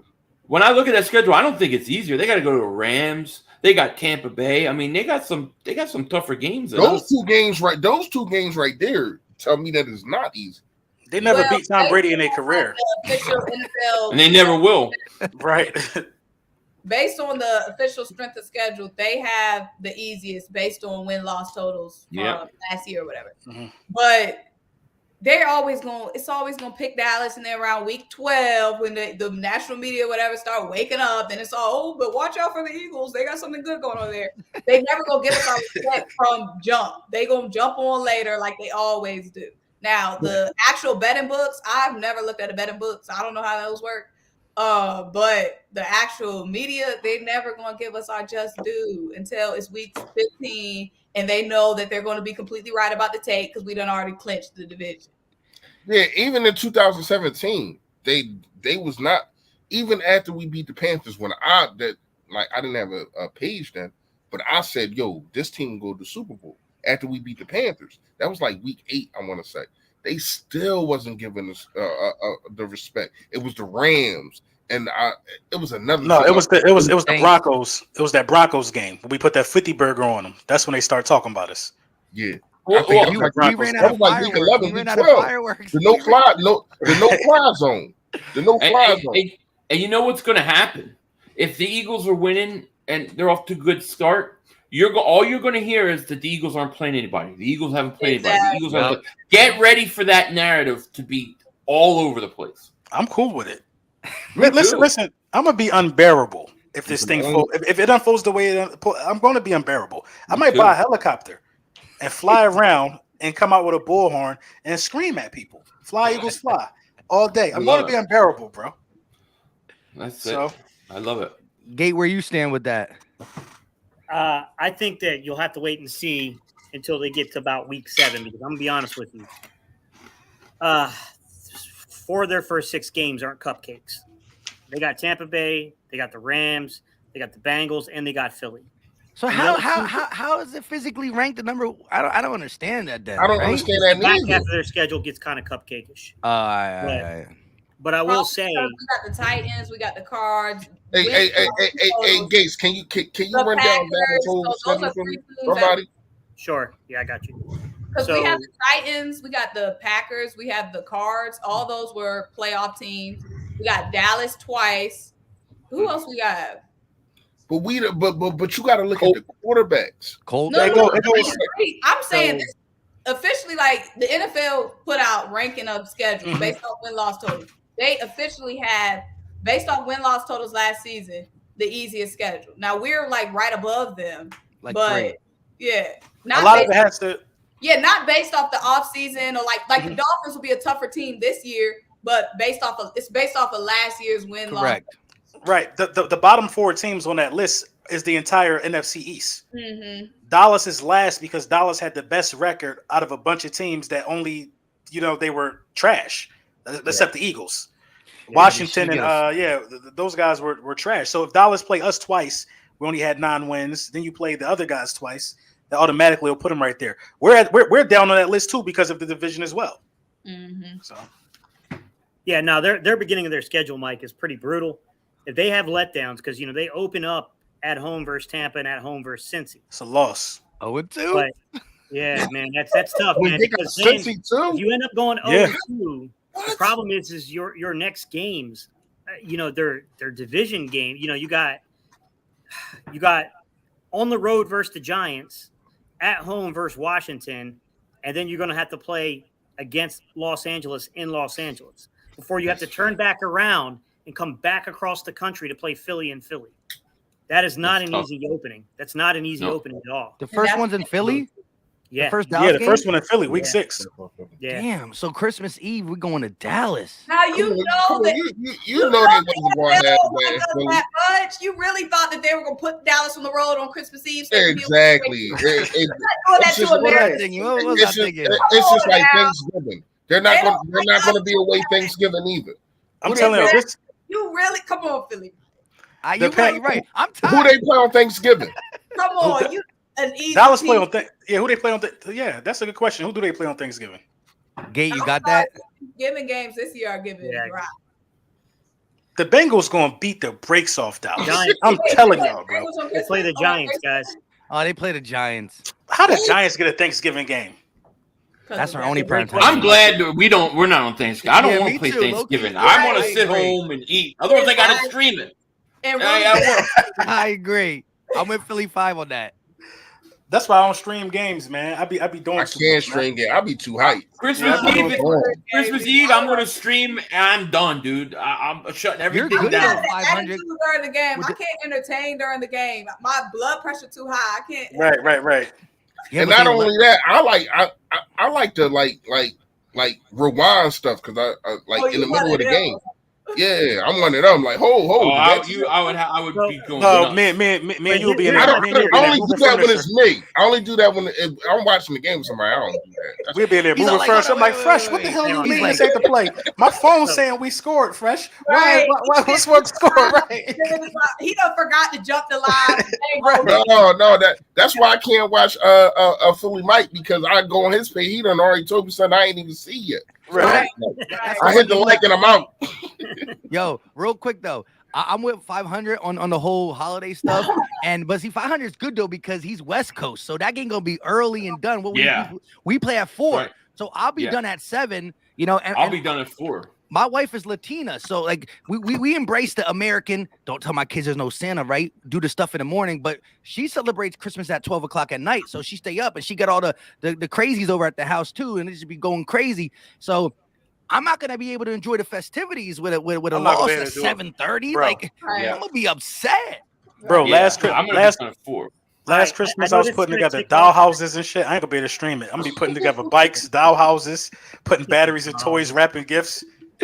See, I don't celebrate. I know this is going to tick off. I know this is going going to tick off the chat with the Cowboy fans that are all over this chat. But I'm going to state something that I think is not a storyline being covered. I think is a possibility. I think it's a possibility that Dallas absolutely collapses, fires McCarthy, and ends up hiring who we really don't want there. Sean Payton. Yeah, Yeah. No, I think Yeah. that's a. I thought that was going to happen this year. I ain't gonna lie. that's gonna happen. I agree.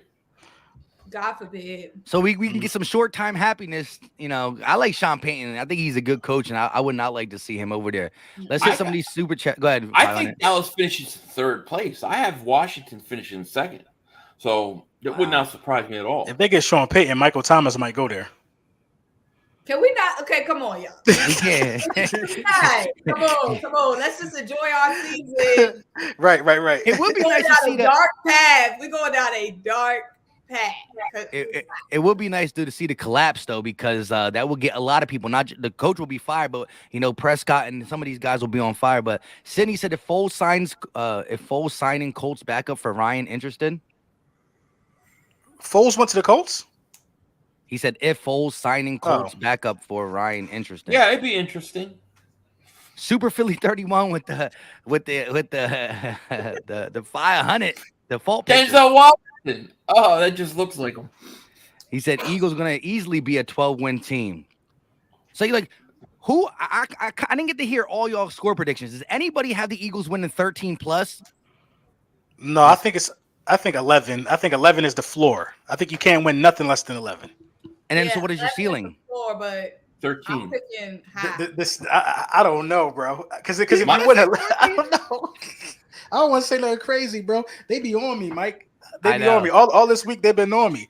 They've been on I me. think. Well, Simone just said 13. I think They floor ain't gonna is be on 11. her though. Floor is If I 11, say- ceiling 13. That's what I think. I got the floor as 10. I think the floor could be 10. I'll be a little upset though, because that means we lost a couple more of the Chicago Bearish, Jacksonville Jaguar-ish type games. But Yeah. I think the floor 10, but I stopped at 12. But I don't know if I could talk this was before Bradbury. So maybe I could talk myself into 13. I got to really look at it again. I do think we're going to lose a game where we're all like, wow. You know what I mean? It just happens all through the NFL. Always. 12 is doable for sure. 12, I'm pleased with 12. So we'll see. I think 11 probably is most realistic. That's what I came to. My conclusion is 11. Like if someone said make a bet on it, like if I was trying to get it, like what me and Simone did last year, I'd probably say 11. You know, the over-under, I believe, in Vegas is 9 right now. And it's probably going to go up. So bet the over. Because So they got listen, him at 9. Yeah, like if we really believed in the Eagles as much as we do, like you could have picked the Eagles to win the East prior to the draft. I forgot what it was, but it would have been like a plus.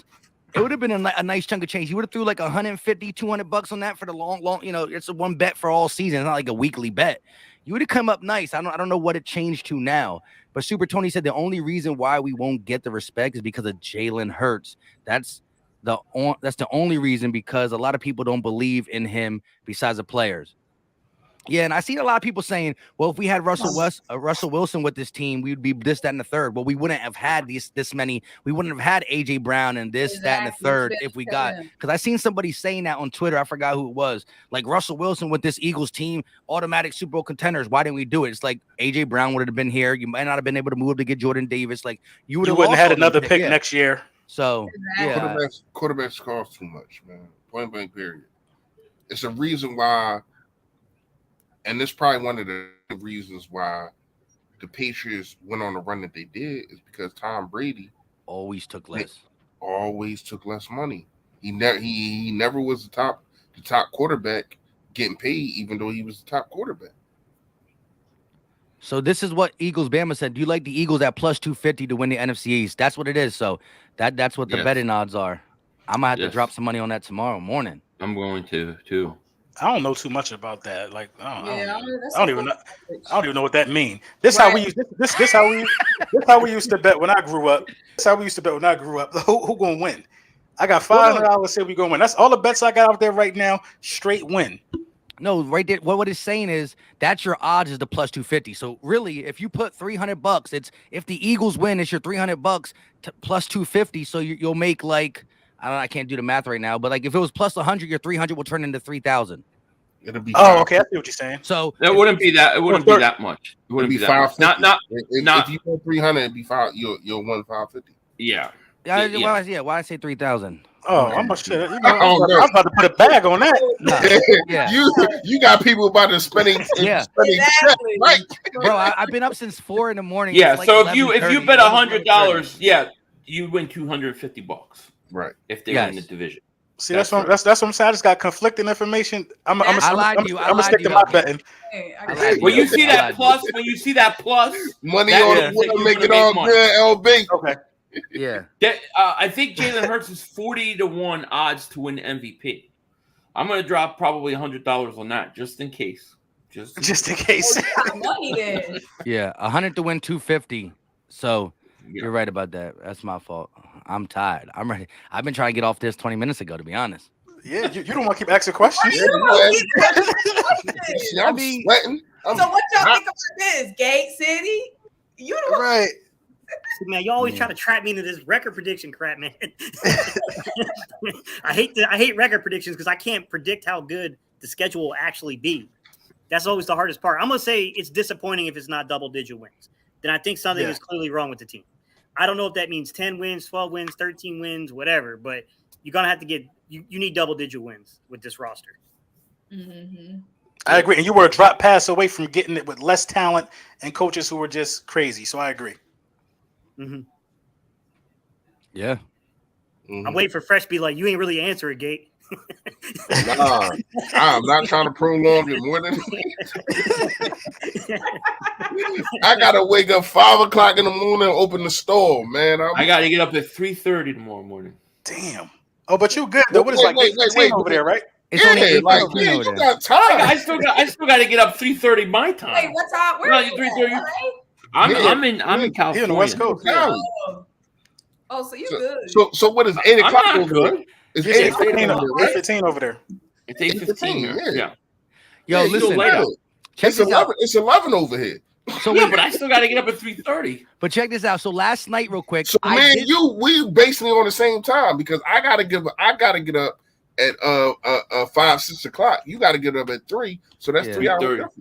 I won't go to bed till like 12 o'clock probably. So you think I'm going to bed after this, man? I got 7 kids. Lord have mercy. Claude. But last night I did the Heat Celtics game. I don't even know why I stayed the majority of that game. I did that game, so I had to wake up at 4 and I didn't go to bed till like dang near 12:30. So, and at the end of all streams, if it passes 2 hours, I just be on airplay mode at that point. After 2 hours, you get airplay mode, Philly Mike. That's it. Me and LB end that junk at an hour. Gate City and Fresh and I used to go long distance, but now it's an hour and 30. Yeah, this ain't the same thing, man. I know. This ain't the same thing. And with all this news, this is like the 6th stream of the week for me. I know, me too. Man. We did a stream. You know, we did a stream yesterday. That was yesterday. See, That was yesterday. Yeah. I'm in a parallel universe. Y'all did one with Tone, right? Yeah. Mm-hmm. I did one Tone, and then we did one Bird Gang 31 yesterday with LB. Yeah. Wait, I thought you had another stream.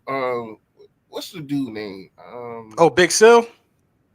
Okay, that's I want to hit him. Yeah. But his is only like 20 minutes. It's like Big Sil. Big Sil. He just asks a bunch of questions. You go. Hey, I love doing the Big Sil, yo. He he'd be like, you don't even know the question to come. He'd be like, so Miles Sanders, LB, your thoughts? He'd be like, okay, shit, we about to get it over with. Yeah. He'd be like, LB, your thoughts? Yeah, he's awesome. I like Big Sil, man. But we still got 800 people tuning into this. Again, we are live on almost every channel. LB, Simone with the Sports, Philly Fresh, Gate City Sports Channel, and Philly Talk Podcast. Listen, if you're not subscribed to anybody on the panel, just type their name in the search bar, check them out. If you like what you see, there's a red button to hit. Hey, Mike, before we exit, can we exit on this one question? Sure. So, I mean, listen, man, we're you know that we're a unit. No, that we just hit the end button. Y'all ready? Okay, we know that we're a universal group here, right? We got fans from all over the NFC East to chime in. So for all you Cowboy fans that are in the chat, hey, who you guys going to root for when Dallas opens up that second team? All right, y'all have a good night. Well, I was thinking about that. Yeah, the mayor trying to get another team. With all that being said, I ain't gonna lie, Gates Jerry ain't letting that happen. I know he's not. I'm joking with him. Man. Yeah, I know. I like that team better than the Cowboys. I already like them better. As long as they don't name themselves the Commanders, I think that the Commanders is the worst name that they could have picked. They should have just named it. They should have just kept it the Washington Football Team. They should have. Yeah, I was gonna hit end, but then Philly Fresh started talking. But with that being my bad. said, no, you're good. You're good. I don't want to cut nobody off. With that being said, we appreciate So y'all for flat rocking. Earth, right? No, I'm just kidding. Nah, we appreciate y'all for tuning in long enough. Until next time, y'all know what time it is. Yo, that. We out.